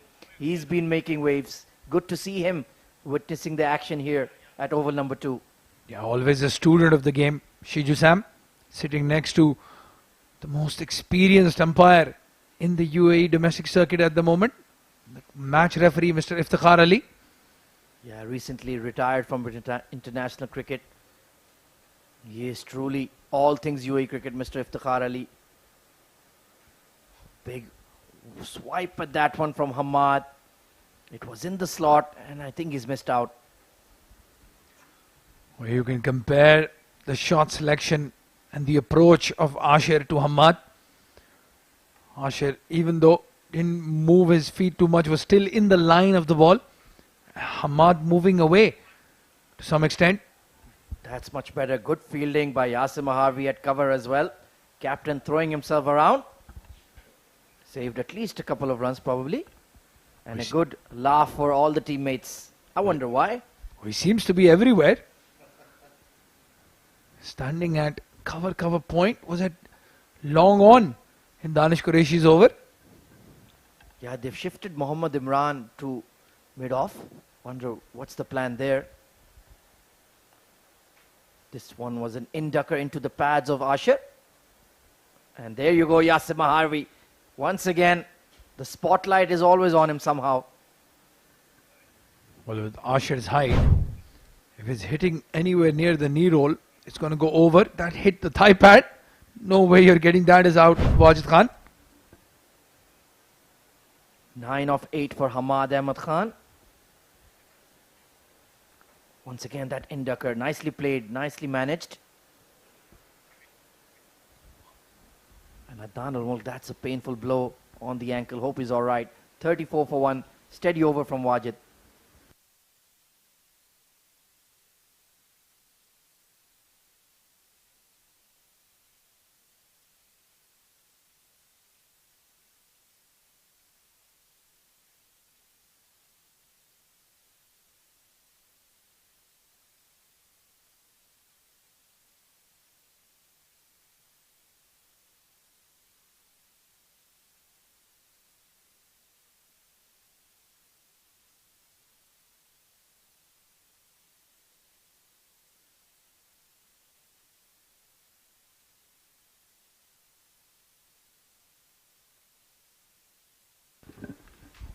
So Danish is going to bowl his third on the trot. Outside edge once more. There is a deep third in place. This time a bit more assured. He was ready for the outswinger. And like you mentioned, Abdurrahman, this partnership has grown to 34 runs. It's doing a pretty good job. Yeah, and they still have some batting to come.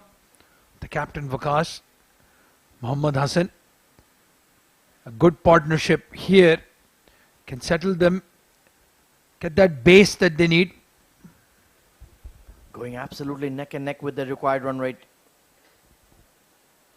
Inside edge, the old-fashioned French cut, and it will race away for 4. Well, I hope we can have a look at a wagon wheel of this entire tournament. I think there have been more runs behind the wicketkeeper than I would like to see. Some 6s and 4s. Danish Qureshi going for that in-swinger. Very unlucky. That's twice now. It could have easily crashed into leg stump. Once beyond the keeper. This one, genuine inside edge. Saeed Ashir continues to remain leg side of the ball, trying to open up that offside. 22 of 11. He's done his job so far. And now look at that. The required run rate is come below the current. Just what Gymkhana needed. And there is that typical outswinger. He makes the ball talk and chatter, doesn't he? Oh, very steady, Danish Qureshi. Again, as you mentioned, some fitness issues. A few niggles here and there. And when he is 100% fit, it's unplayable, no matter what surface, which ground we're playing here in the UAE. Yeah, he takes the pitch out of the equation. It's all about his wrist position, his seam presentation, and of course has that pace as well. Back of a length. Oh, he opened him up like a can of peaches there. Beautiful bowling. Well, you've used up the word I wanted to use. I would call the ball a peach. And you brought in a can of peaches in the middle. Well, some fruit salad late in the evening. Why not? 1 for 15 on the day. He could have easily had 3 or 4 wickets. But sometimes it's a fast bowler's life. You don't really get the limelight like these hard-hitting batters these days.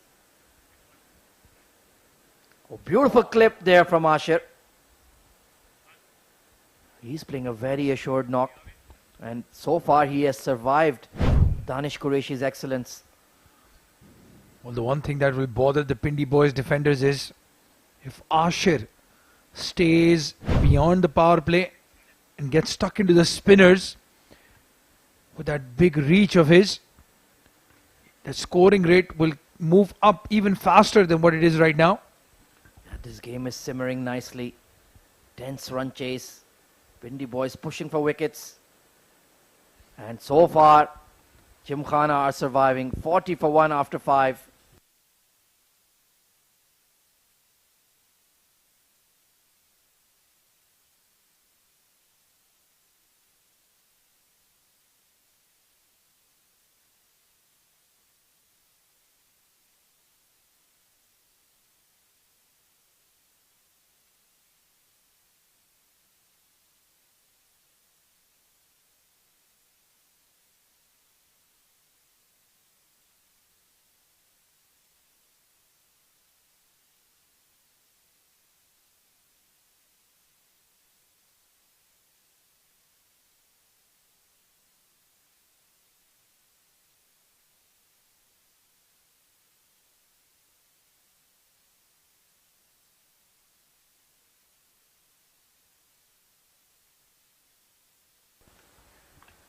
Well, Wajid Khan continues. And joining me in the comm box will be Abid Ibrahim. Welcome, Abid. Thank you very much. Straight down the throat, and that's a catch. And that's a wicket. What a welcome from Wajid Khan. Well, that slower cutter stuck into the pitch, bottom of the bat, nowhere close to the middle, and an easy catch. So Wajid Khan strikes. Ashir's will be very disappointed after starting off well. 23 of 15 for him. 40 for 2 now by Gymkhana.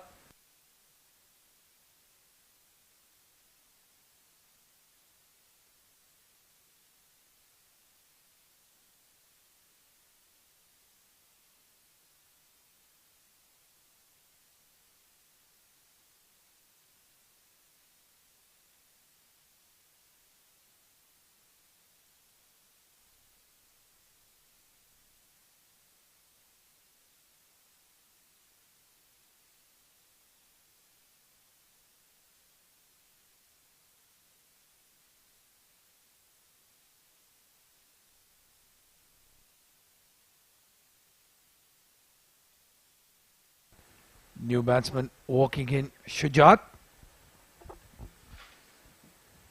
40 for 2. Dubai Gymkhana, well, they'll be disappointed to lose one more wicket in the power play. And it was Syed Ashir who had started off really well. 10 runs in the tournament so far for Shujat. Not a good strike rate, 59. He has a big role to play here today, Abid. It was just one knock that he played. Shujat Talat. Oh, that's it down the leg side. Good work by Farhan Baba to certainly stop that. It's a difficult angle for the keeper because in between you get that blind spot as well. Yeah, he's done well. Went with two hands. Farhan Baba.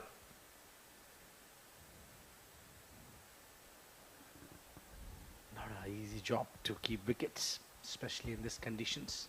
As we saw yesterday, Mohammad Rizwan from Pakistan side struggled. Good delivery. Yeah, it's been slightly more humid the last 2 days than it was when the tournament started. A bit more sticky, as you say. Easily get those gloves wet by just rubbing them on your pants as a wicketkeeper. This one just glided towards the third. Gets the beautiful result. 4 runs. Well, with the new batsman on strike and the fast bowler on top, you have to get that third man down. Let him hit across the line. They have mid-wicket deep. And now they're changing the field. Yasir Marvi, ball chasing. But it's too little too late. That boundary will give a lot of confidence to Shujat. I think. Oh, now it's coming in. You know, this is better where you need to find where the batsman is struggling. So it will take few deliveries to understand what batsman is up to.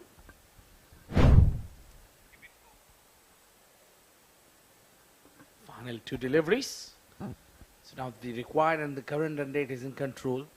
Nothing wrong with that. 2 wickets down. So with an over, this time straight to Abdullah Azhar at backward point to conclude the delivery. We have one more delivery in the power play. The required run rate shooting up quickly. Every dot ball just keeps adding to that. Still not a bad start from Dubai Gymkhana. 45 on the board. Oh, tried to play that through the cover. Missed it. 6 gone. The power play comes to an end. 45 for 2.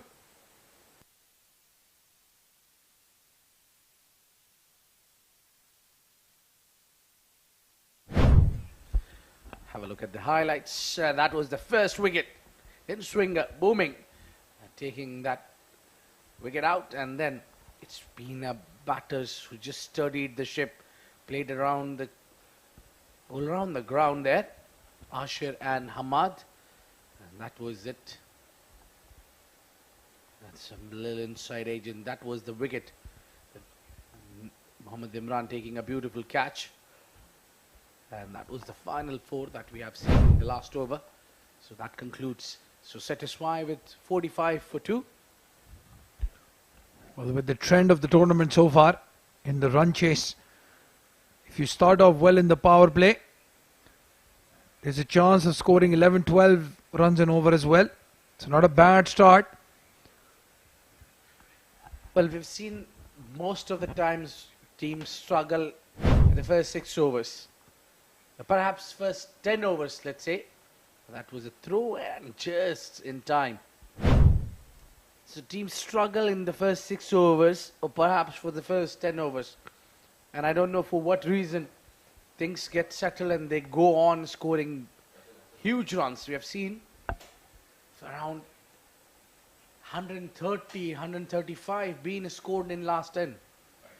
Yep, that game, Valley Boys versus Dubai Daredevils comes to mind. And then Gymkhana versus Valley Boys comes to mind as well. Easily won 20 runs in the last 10 overs in both the games. In fact, 90 in the last 5 overs. And then that chase for IGM, where they scored about 80 odd runs in the last 6. So definitely there's a point there, Abid. Batting gets easier for some reason after the first 10 overs. Maybe that ball, when it loses its shine, just comes on the bat a lot more nicer. Yeah, maybe could be the reason. I'm just still trying to find the reason why the last 10 overs gets costly for the team bowling. We'll have one theory. The main ball, especially when it gets lost after a big 6, the ones in the box to be used are just not good enough. They start flying off the bat. That's the only thing I can think of. Oh, got the inner edge. So theory of Brinder Sehwag is perfect. When the ball is doing a talk, send him out of the park. Yeah, absolutely. The new ball, just lose it. And then whatever is in the box, well, that's going to work in your favor. It is very hot and humid today. Difficult conditions. Uncomfortable conditions, as Ahmad Khwaja said. Again this time, big shout. Going down the leg, that was not even worth a shout. That was definitely missing leg. I'll tell you what, Shajat Talat has missed out. That was a hit me ball, a half volley on leg stump with fine leg in the circle. You have to get a boundary of deliveries like this. You can't play them off. These dot balls are hurting the Dubai Gymkhana effort so far. Again, there you go. Shajat seems to be struggling in that line. I've seen all those dot balls. He played 6 dot balls. And all those hitting that pads. He got only boundary, which was offered outside off. 7 gone, 48 for 2.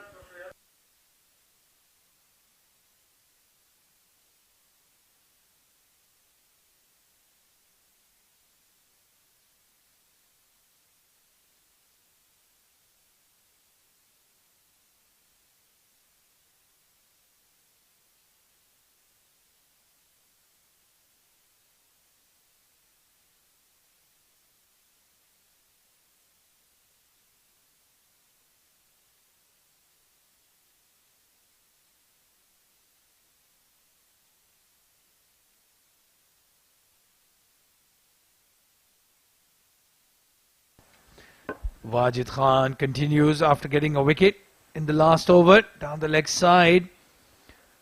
It's again Shajat Talat. As you said, Abid seems to be struggling with that ball on leg stump. Probably prefers that offside play. And also that I think the bowlers realize that he's struggling there. They're testing him with those indicators.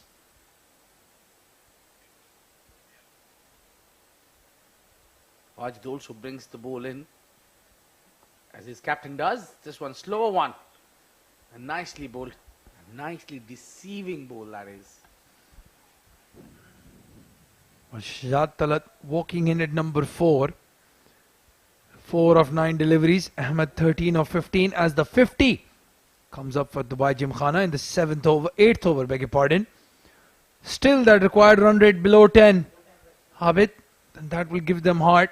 Because as soon as it goes over 10, it just keeps climbing. Outside off stump, he's missed out, and that's very poor from both the batsmen. Shajat was looking at the ball, not his non-striking partner. That should have been a single. Now, I think as a striker, you can see your partner is ball watching. You can have hold yourself back. And anyway, even keeper was the third person to commit mistake there. This will be called as wide down the leg side. So you see that what's the plan against Shajat? Yeah, they're going to keep targeting his pads. One thing they could do though is take that fine leg back. Don't give him a boundary in that region.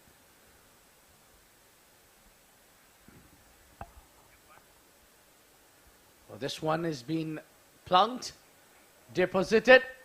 and gone for 4. Well, finally gets a release shot, Shujat Talat.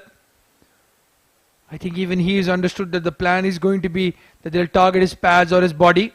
Was ready for it, swivels and plays it to mid-wicket for a boundary. Yeah, the bowler became too predictable there. Keep on bowling in swingers.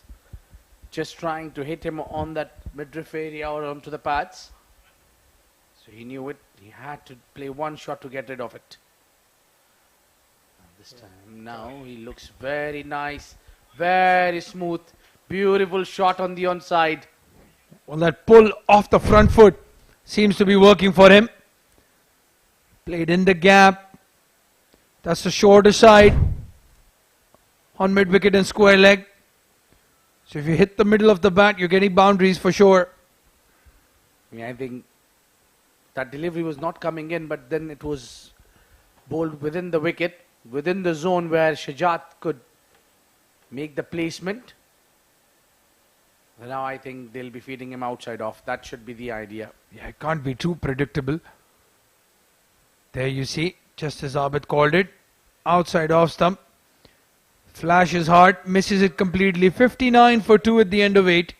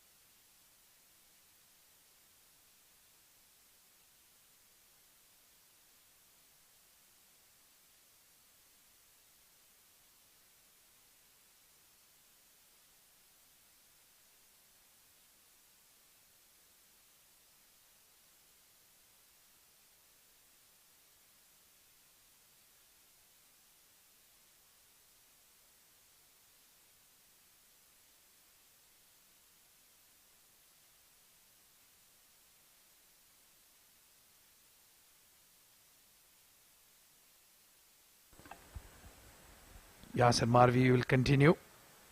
12 in his 2 overs. Oh, that was a chance going down, Abdul Azhar. Where was it? Farooq Kazmi? Who was it? It was Abdul Azhar. Yeah. It was in the air. And Abdullah Azhar.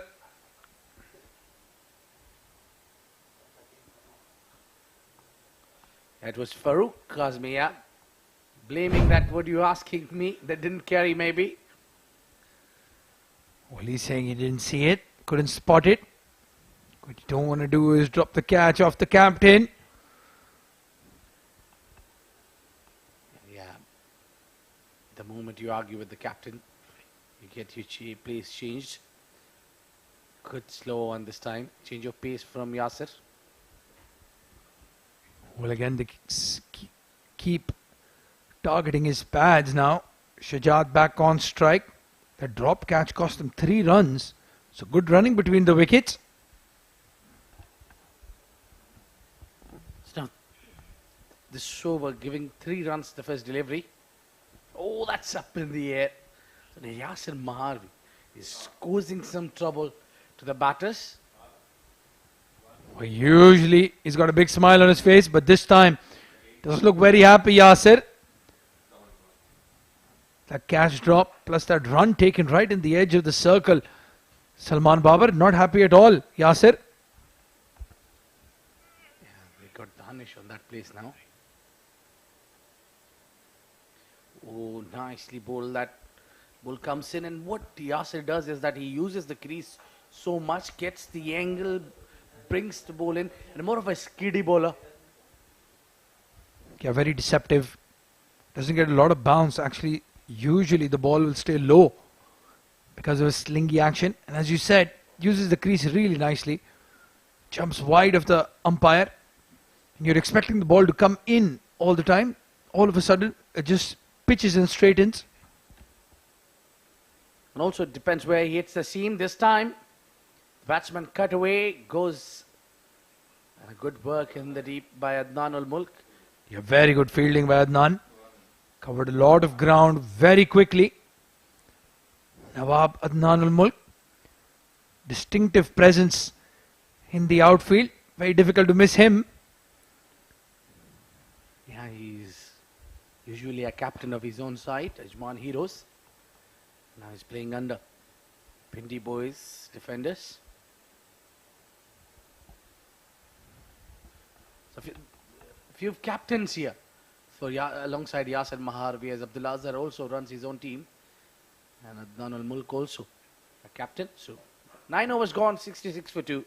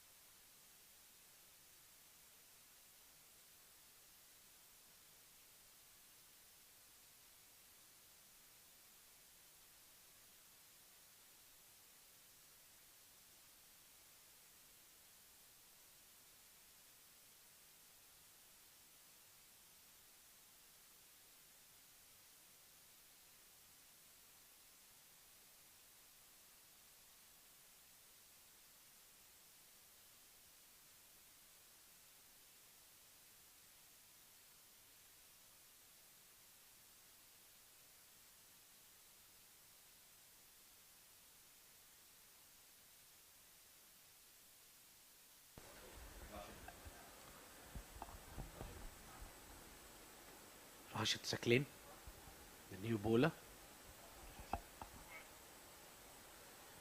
Oh, that is gone.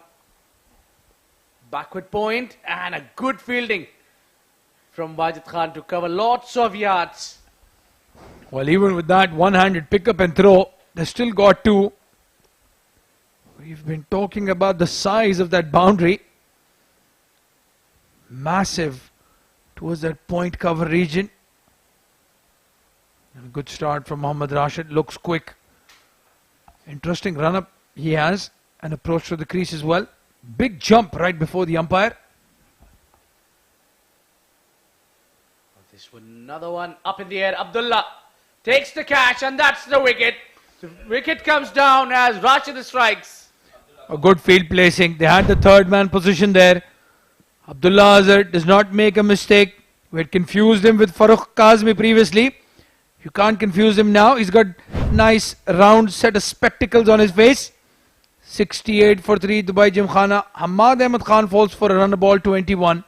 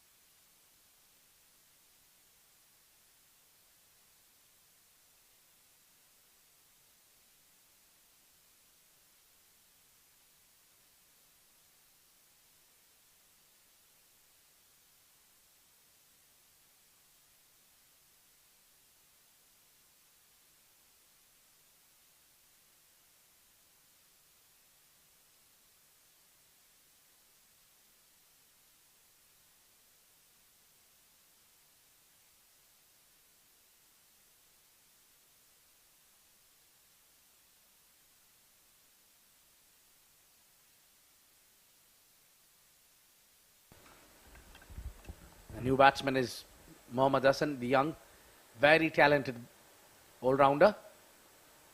Oh, that was a poor delivery and was asking for this.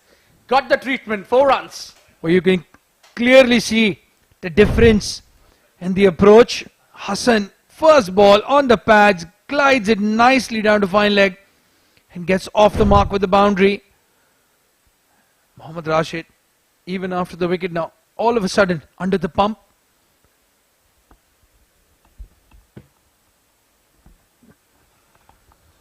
see any problem with the required run rate. Is in check. The problem is 3 wickets down. A lot relies on Mohammad Hassan's performance now. You don't do that when you're new to the crease. I think he was expecting a short ball. And it was wide outside off stump. A bit of bat on that. And he could have gotten 4. I think while batting, you need to have a clear mind. You can't be playing with two minds. You just need to attack or you need to just defend. You need to have, or just you looking for the singles. You can do that. A short delivery, again cut hard and straight in. Oh, can you believe it? We were talking up his catching, we were talking up his fielding. Abdullah Azhar has grasped a simple chance. Well, usually a good fielder. Earlier you saw him taking a beautiful catch. This time, just dropped it. Well, he got a good hold on to it. In the end, maybe the time he tried to bring that knee down, maybe got something wrong. Maybe some humidity, sweaty palms. That could be the only explanation. Because as you said, got under it nicely. Mohammad Rashid could have had 2 in the over. Bowls a delivery. Not called as wide. Could want to finish the over. 73 for the loss of 3 wickets now by Gymkhana.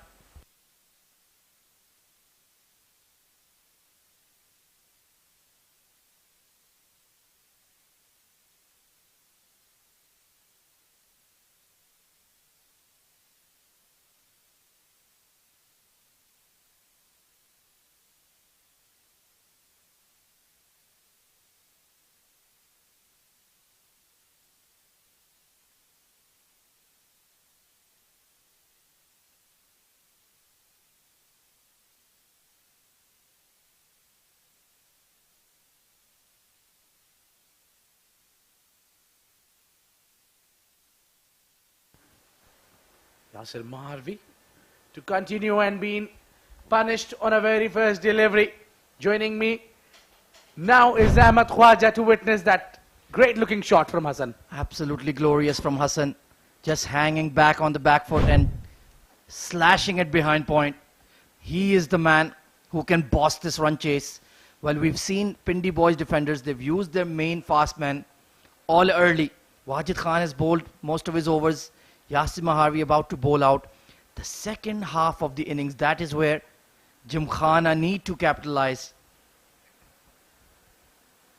Well, Nicely played by Hassan. That is the value of experience. He is a very well-rounded player. He's played a lot of top-level cricket here in the UAE domestic scene. And this is the situation they need him to deliver in. Well, Khwaja is playing with one chance. That drop catch from Abdullah Azhar. I think if Hassan would have gone by then, the scenario would have been changed now. Absolutely. He is the key player in the middle order. Syed Maqsood couldn't deliver against Danish Qureshi. And Shajat Talat, he's taken plenty of time, 13 of 17. But as long as they have wickets in hand, Abid, I think they have the game in hand as well. Indeed. The game lies right in balance at halfway stage. It's no one's game. And it will be very interesting to see who bowls the majority of the overs here in the second half of Pindi boys. Nicely punched, just rocking onto the back foot. Adnan ul Mulk. They're going to challenge his throw and there's a misfield. Just taking his eye off the ball. That's the tension building up here on Pindi boys. Already 8 runs in the over. This has been a quite expensive over so far. All they need to do is control, contain runs, pick up wickets. Hit over the top. It's just sliced. And dropping short of Adnan Ul-Mulk and Salman Babar. Another streaky shot from Hassan. Got away with it. Yeah, lucky didn't middle it well. Otherwise, Adnan would have a chance to catch it, that one. Only getting 1 runs there. 9 runs already in the over. So he's the captain. Got 1 ball to bowl. That's it. Hitting the pads. They'll run. Maybe a leg buys.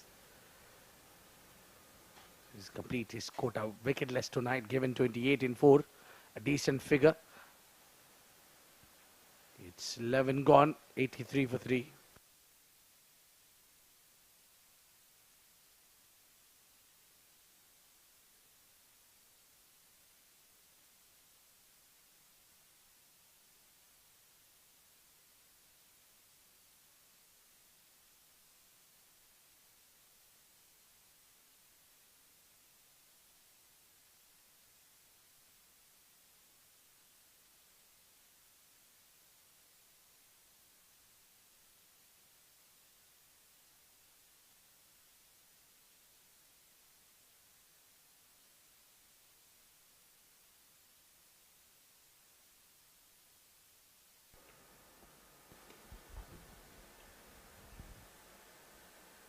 Well, it's going to be a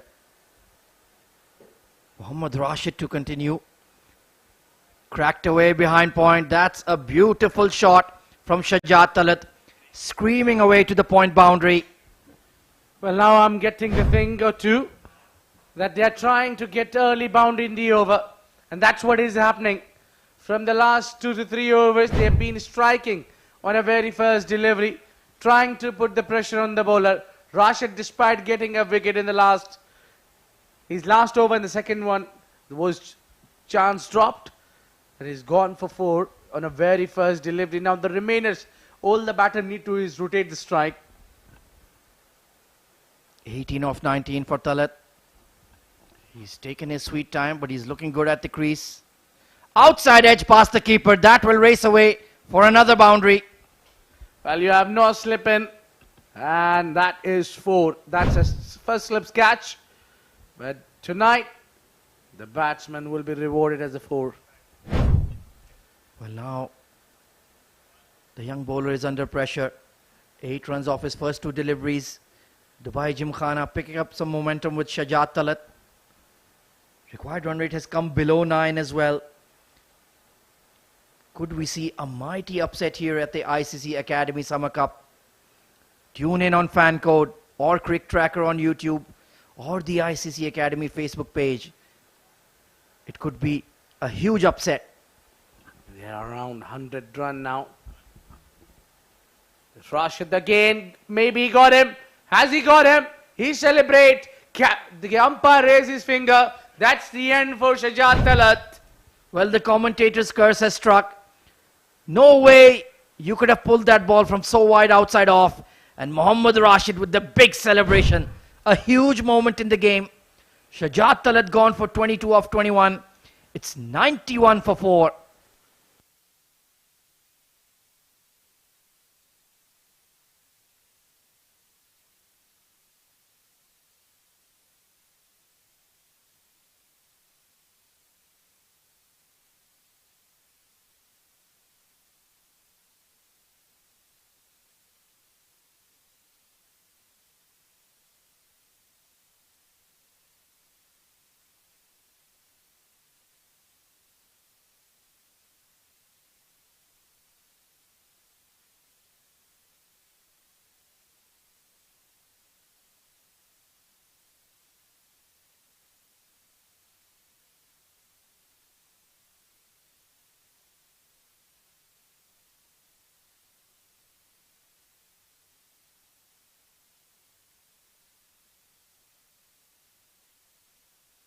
New batter coming in at 6 is Bilal Azmat. Only 8 runs to his name, including a maximum though. I remember that slog over cow corner of the spinners. But let's see how he fares against medium pace here. Yeah, no spin for him, for now at least. He's fast bowler, Mohammad Rashid. It'll be interesting to see who replaces Yasir Maharbi from the school end. 2 for 15 on his ICC Academy Summer Cup debut. Tucked away onto the leg side. Not convincing. But they will pick up to a very big square boundary. Adnan ul Mulk was right on the boundary edge. And now Mohammad Hassan, well, he is the key player.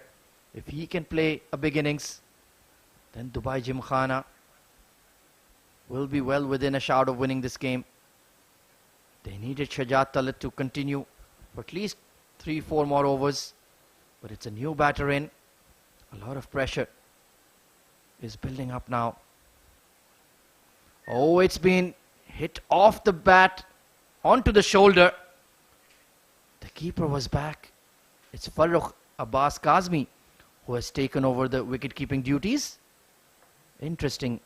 Do they need some overs from Salman Babar?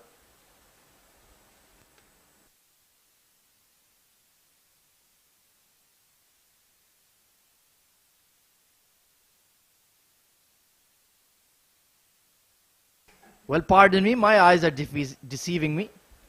It's certainly still Salman Babar. Or maybe aging. Oh, leading edge. He was aiming on the leg side, but skewed away towards point. Steady over from Rashid, 93 for 4.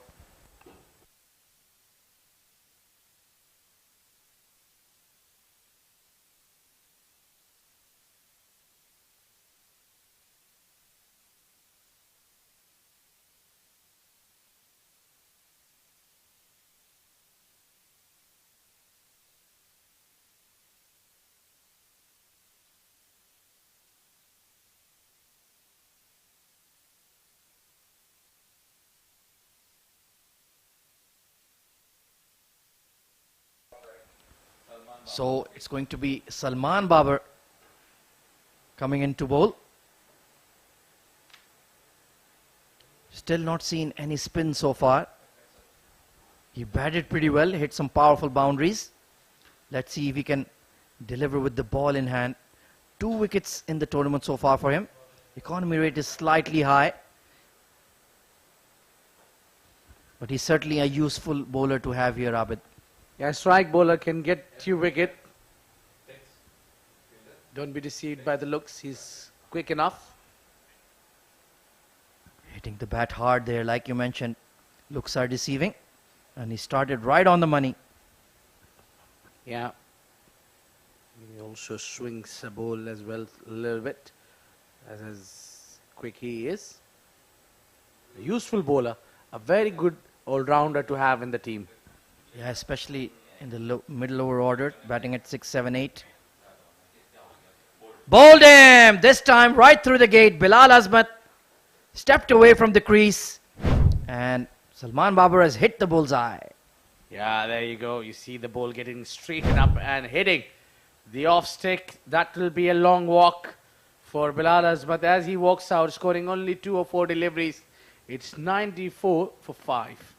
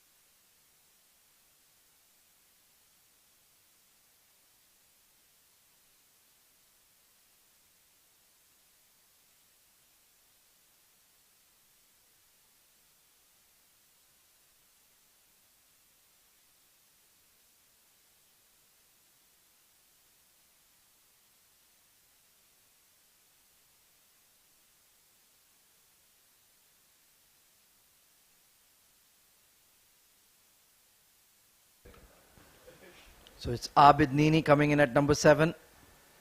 Salman Babar only took 3 deliveries, in fact 2 deliveries to strike, full length straight. More pressure building on Mohammad Hassan here, 14 off 8. Oh, another good delivery. Nicely punched to mid-off, a misfield. And they'll get some extra runs here. Yeah, Suleiman just wanted to hit the ball got a little too eager. Immediately off the mark, Abid Nini. And he's a fine batsman. Look at the strike rate. Yeah, he has an opportunity to bat deep tonight. And he goes after Salman Babar and it's given a catch. Sulaiman Khalid holds on. That's 2 wickets in the over. There you go. The all-rounder provides 2 wickets, change of pace, and the mid-off takes the catch. What a great performance this is from Salman Babar. Abid Nini takes the walk back. He scores 2. It's 96 for 6.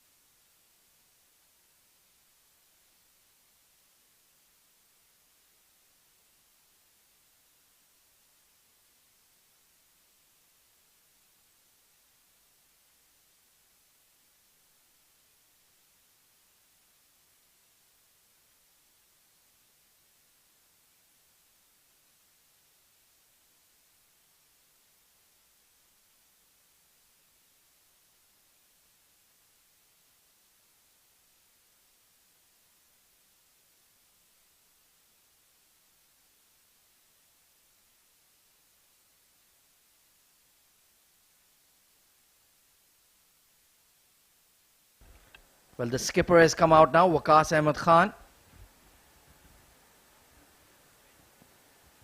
Tucked onto the leg side to get off the mark.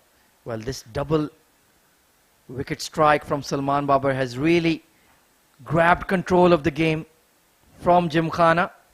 And Pindi boys looking for the 3rd win on the trot. Well, the wicket they'll be certainly looking for is Mohammad Hassan. These 2 wickets coming in as a free package when you try to get the big one. Required run rate is still very manageable, but now they don't have wickets in hand either. Mohammad Rashid and Salman Babar combining beautifully.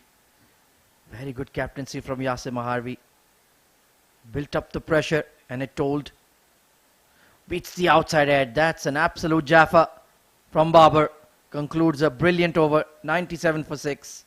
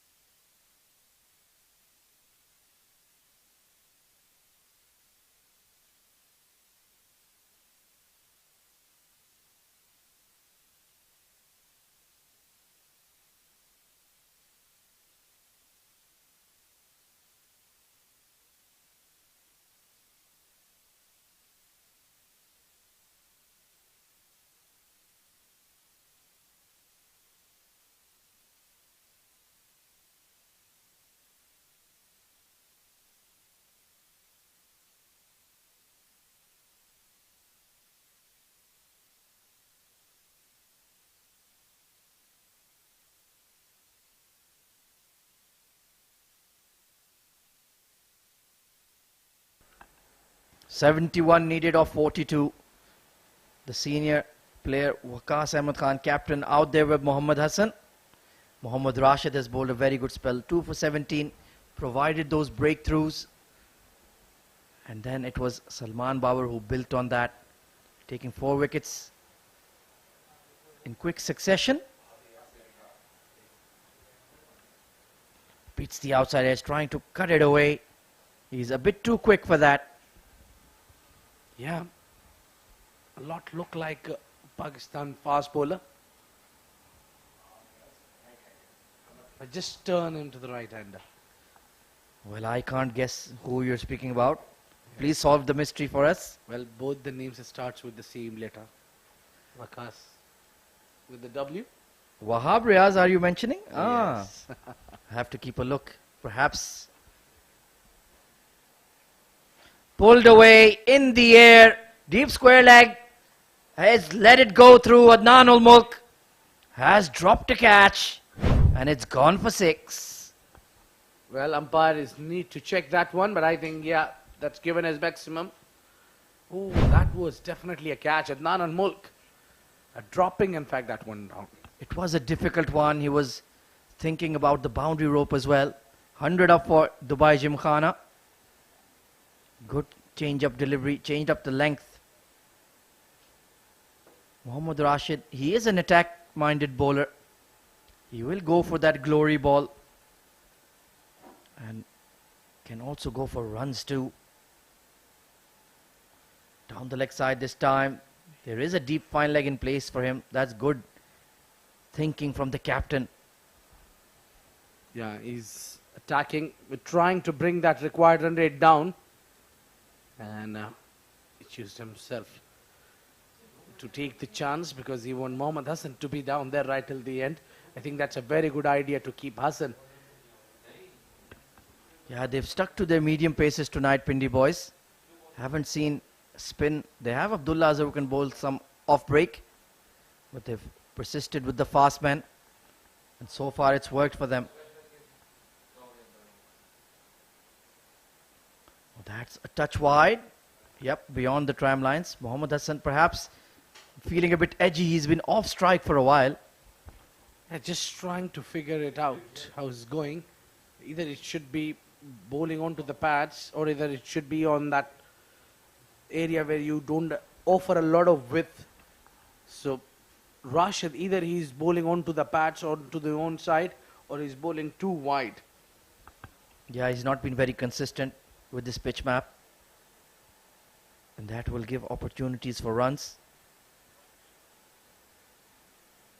Oh, trying the paddle there, Mohammad Hassan. Trying to be cheeky. Didn't quite come off. Well, there is a deep fine leg for Mohammad Rashid, so I'm not sure how many runs he would have picked up, even if he had nailed it. But that just shows you he's feeling out of sorts now. He's been denied runs. He's picked up 2 wickets, Mohammad Rashid. I think that's the plus point, but he's given a lot of runs tonight. Real extras there. Once again, too wide of that off stump. It will be another run added to the score. It's helping Dubai Gymkhana along. Yeah, using a lot of crease, and this time round arm action. Ball is just going away. And of course, the longer you take to bowl your overs, we do have those field restrictions if you do not meet the cutoff time. 106 for 6. 62 needed of 38. That's certainly possible. Not out of the reach by any means. It's been a long over. He has a long run up. Really charges in at the crease. And spanked over extra cover. Beautiful shot from Mohammad Hassan. A lovely shot there, an expensive over. This one from Mohammad Rashid. He's got one more delivery to go. That is coming right at the center of the wood. Short and wide and not quick enough. Easy pickings for Hassan. He's too good a player to miss out. And once again, problems for Yasir Maharvi. Can he trust his fast man in the second half of the innings? Dubai Gymkhana are heavily relying on Mohammad Hassan. He need to play a very big role in. Yeah, they've got 58 left. He'll probably need about 35 of them, I reckon. Maybe even more. And he is that caliber of a player. 2 for 30 on the day, Rashid. Very expensive and still has One more over that he needs to deliver. Full and wide this time. And he will keep the strike. Nelson on the board at the end of 14.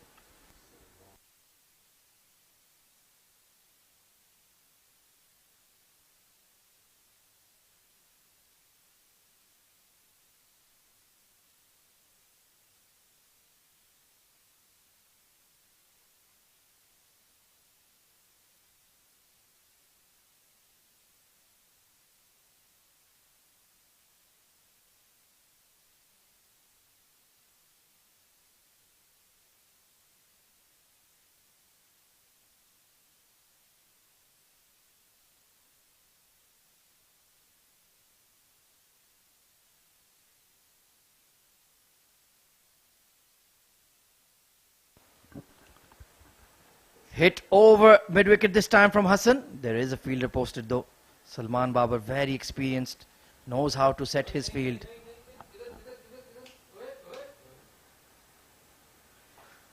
Well, I think Salman bowled really well. Yeah, got 12th man in. Well, an extra fielder in for Pindi boys. Patrolling the fine leg region. In a catching fine leg position perhaps. Perhaps the catching will be a difficult for this fielder, I think. Yeah, fit enough, but 112 for 6. Required run rate just below 10, and he or she has settled in now. Enjoying the ICC Academy Summer Cup. Best view in the house. Once again, change up delivery and they'll steal one. Good game awareness there from Hassan. yeah, still struggling to get runs against Salman Babar here, both the batters. So I think I'm super jealous from this because that thing is having a best view than us. Absolutely right in the middle of the action and getting some much deserved camera time.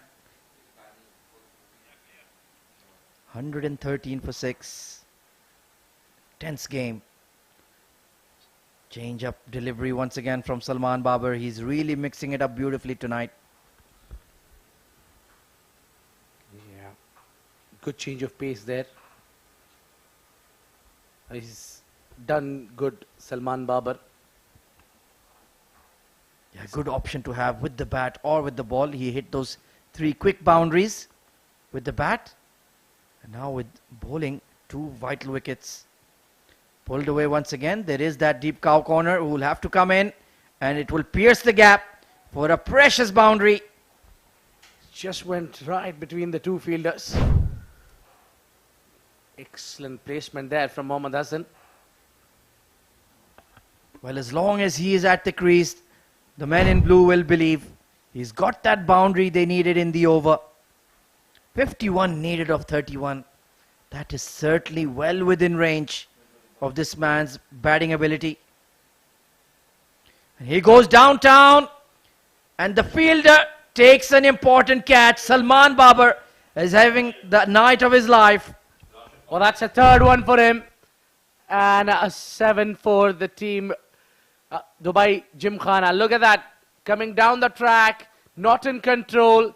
And a catch in the third. Big wicket going down. It's a huge breakthrough Salman Babar provided. Mohammad Hassan is scoring 24 of 16. 117 for 7.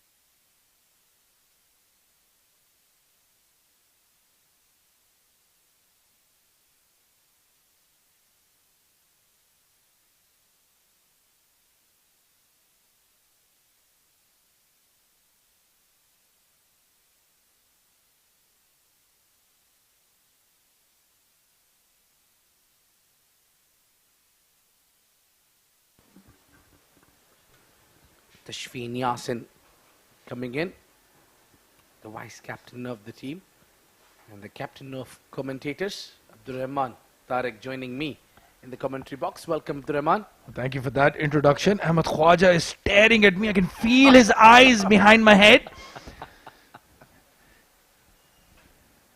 Wajid Khan comes back into the attack.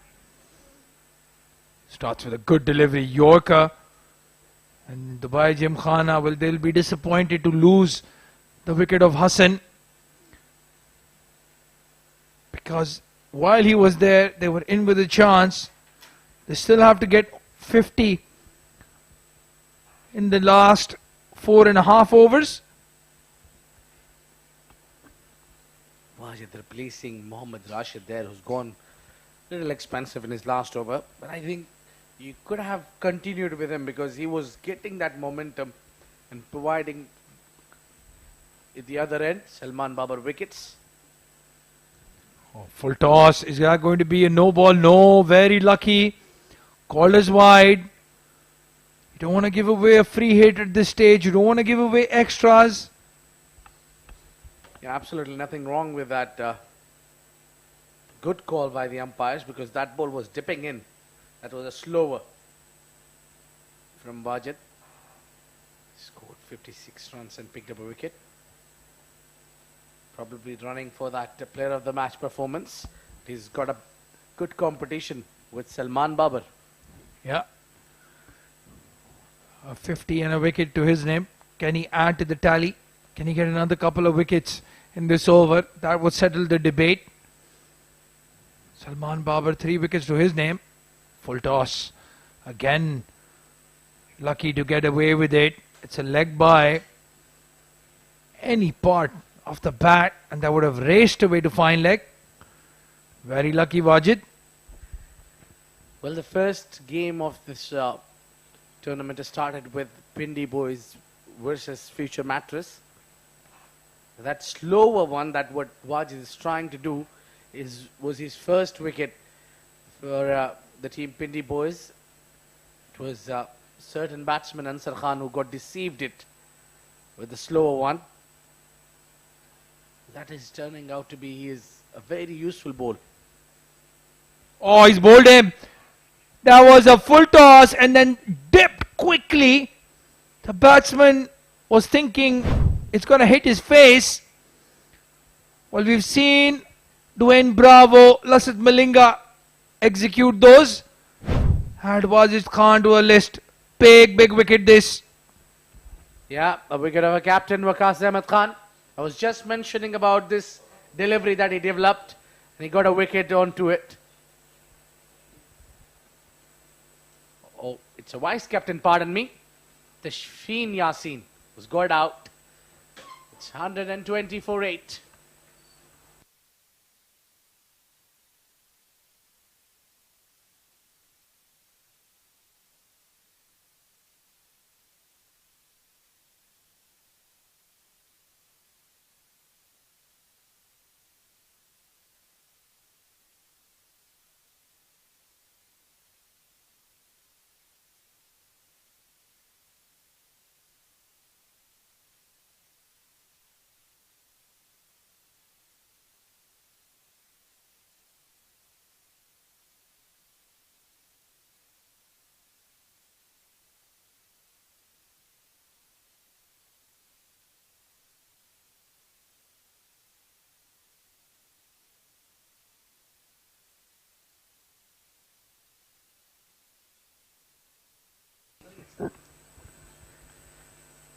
Oh, good delivery to bowl the new man, Adnan Kaisar, who is new to the scene. And that was perfect delivery for the new batter. Well, almost a cotton bowl chance. Very difficult. He's done well, Wajid. 2 wickets to add to the 50. And the first innings, 120 for 8 now. Dubai Gymkhana.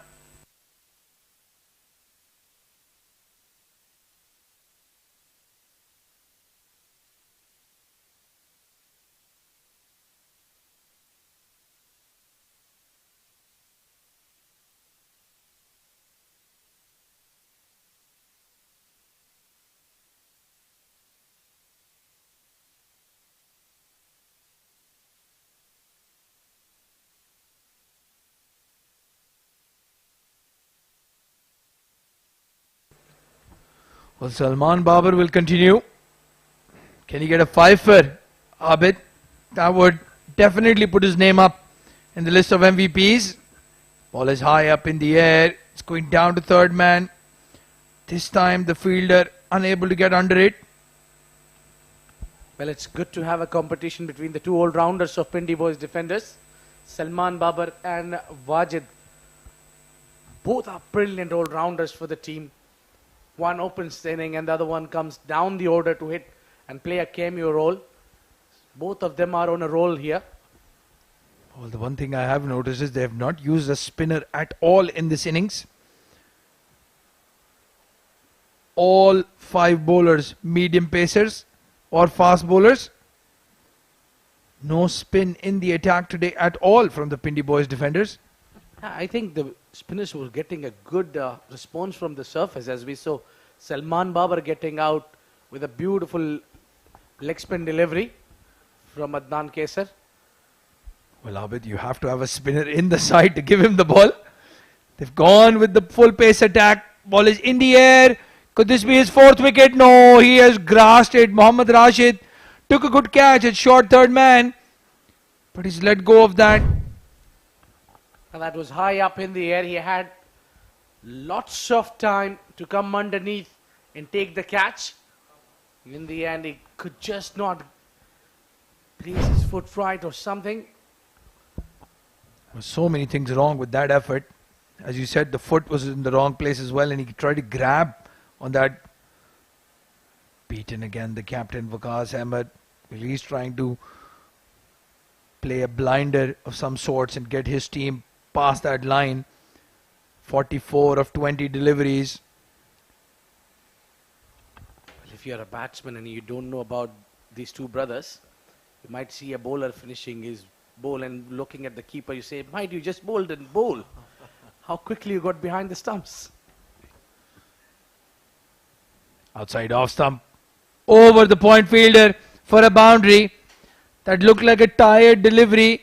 Salman Babar bowling his 3rd over at the trot. And well, the only difference I'm sure you can note between the two brothers, if you're not looking at their face, is their physique. Farhan Babar, the fitter of the two. Oh, that was hit straight and carving. Beautiful shot.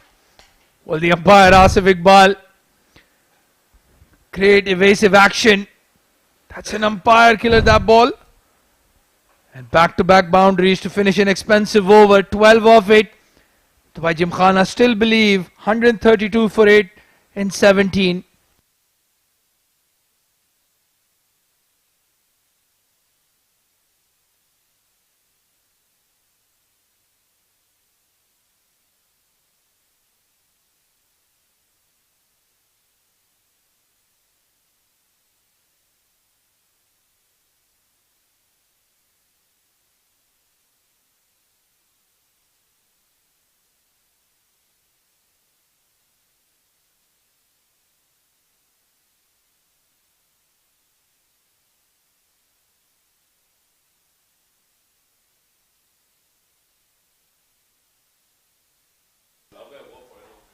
Danish Qureshi coming in.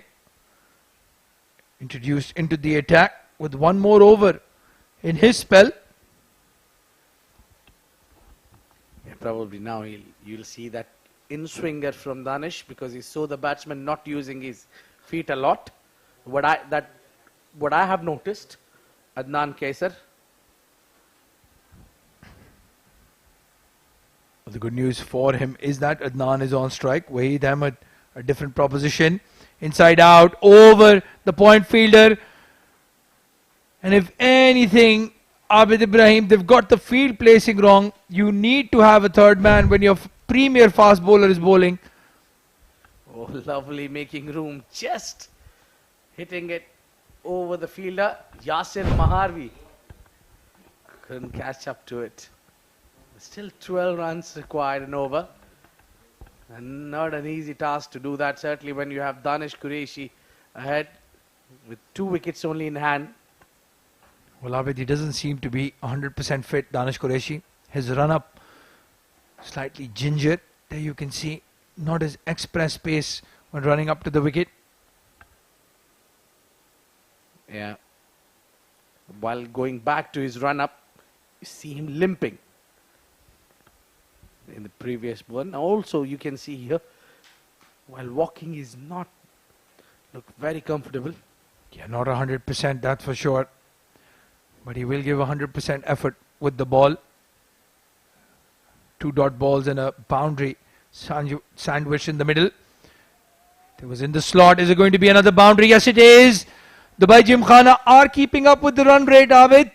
8 runs in the over so far. They need 12. Yeah, dot 4. If that continues pattern, you might see 12 runs in over, which is the need of the hour. Well, 2 runs a ball. Usually, you'd back the batting side. The only challenge for Dubai Gymkhana is they've lost 8 wickets.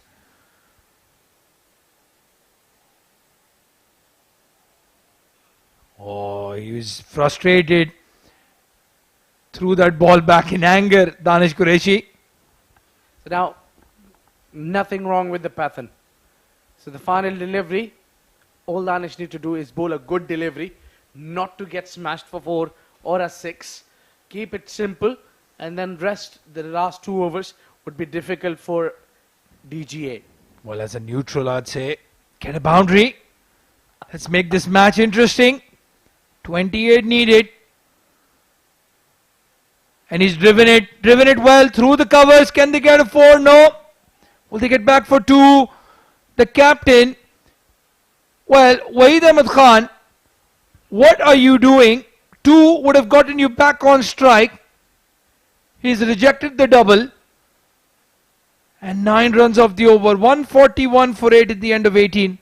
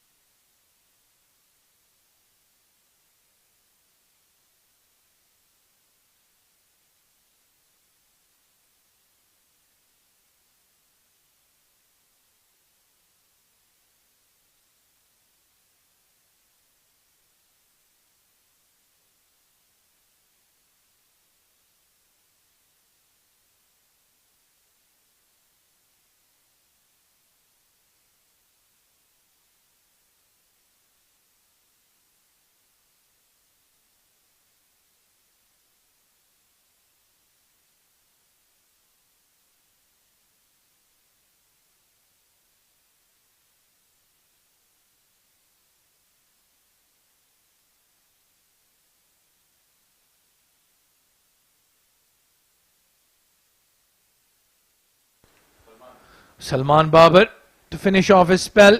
The 19th over. Short delivery. And Adnan Kaisar has done the right thing. Taken a single. And gets his captain Waqas Ahmed Khan. I beg your pardon. I said Waheed Ahmed a couple of times in the last over. Waqas Ahmed Khan gets back on strike. 20 of 14 for him. And the equation is 26 of 11 deliveries. Let's that go. I think it's not the time where you can afford to play a dot ball here. You should have gone for the shot. Well, I tell you what, had he thrown his bat at that delivery, there was a very good chance he could have gotten 4. Point and short third man in the circle. You have to beat them, and it's a confirmed boundary. And instead he gets a dot ball, and there's another dot ball to follow that. So he's put needless pressure on himself. Well, forget about the boundary. Despite you get 2 runs, it is much needed at this time. Rather playing 2 dot balls back to back, that will certainly put both the batters under pressure. Well, the equation now 26 off 9. They need a boundary of every delivery. And he's beaten him again. What an over this so far from Salman Babar. 26 of 8. They need a couple of maximums here. Great performance. This is from Salman Babar. Picked up 3 wickets, scored crucial 30s. The right time coming in the batting order. Oh, that is inside edge. Beats the man. That will be a 4. Well, 22 needed now of 7. They're still in the game. But those 3 dot balls in a row have hurt their chances. Well, something to share about for Dubai Gymkhana. This last delivery will decide a lot. Oh, that's a legal delivery. I think, yes, it is. That concludes the over, and it turned out to be very good over. Only 5 runs of this over and a great spell from Salman Babar. 26 is given and picked up 3 wickets in his 4 overs. It's 146 for 8.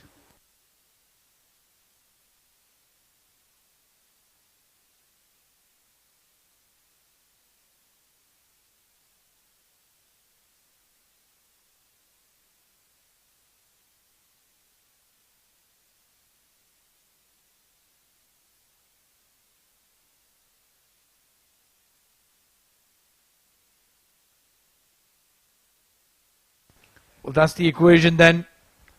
It's come down to the last over. 22 needed of 6. We have seen weirder things happen in the field of cricket.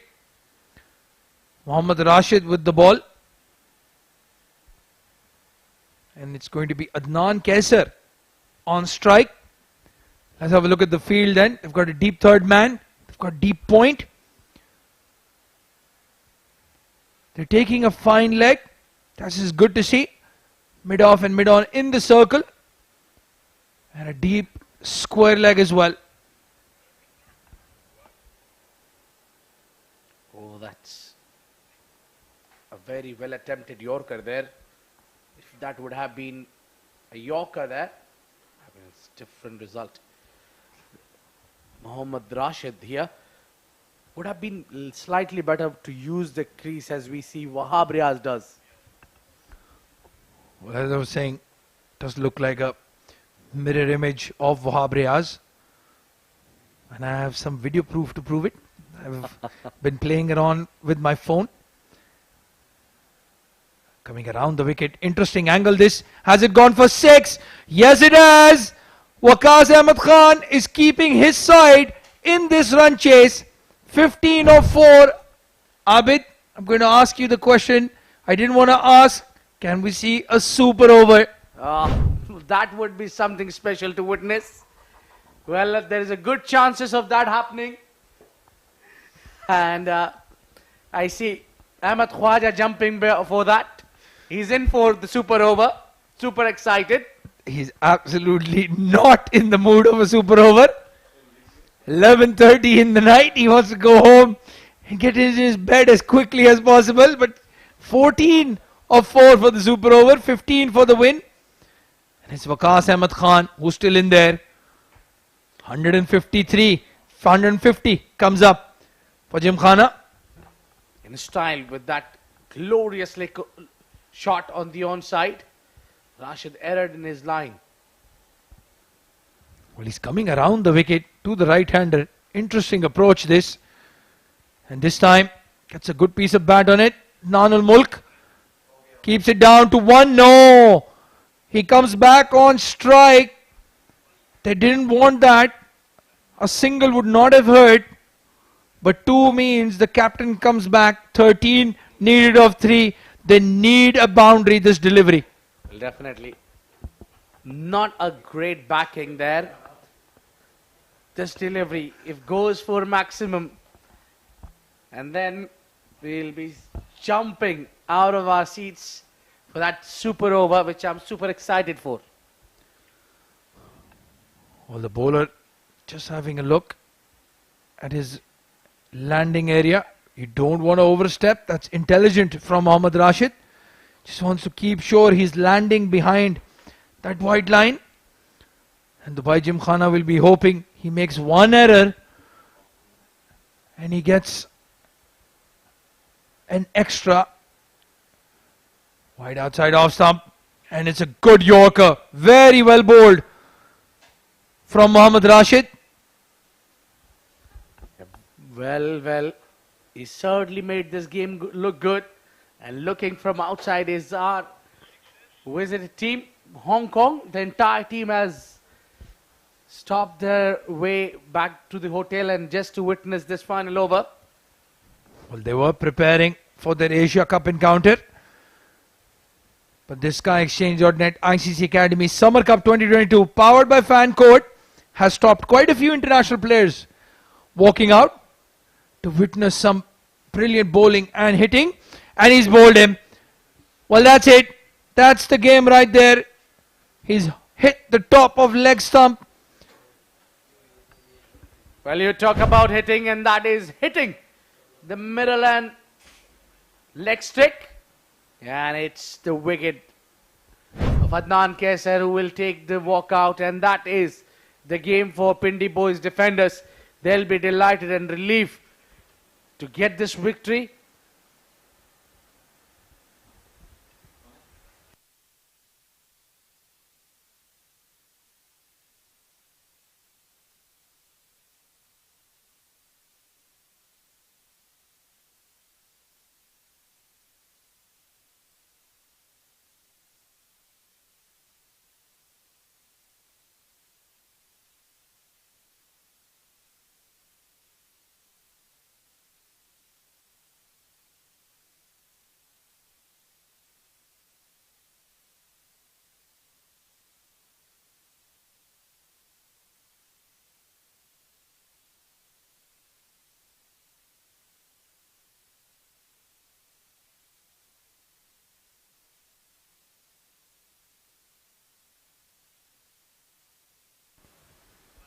Well, the new batsman in is Muhammad Adil, and he has the impossible task of scoring 12 of the last delivery, barring a no ball or a wide.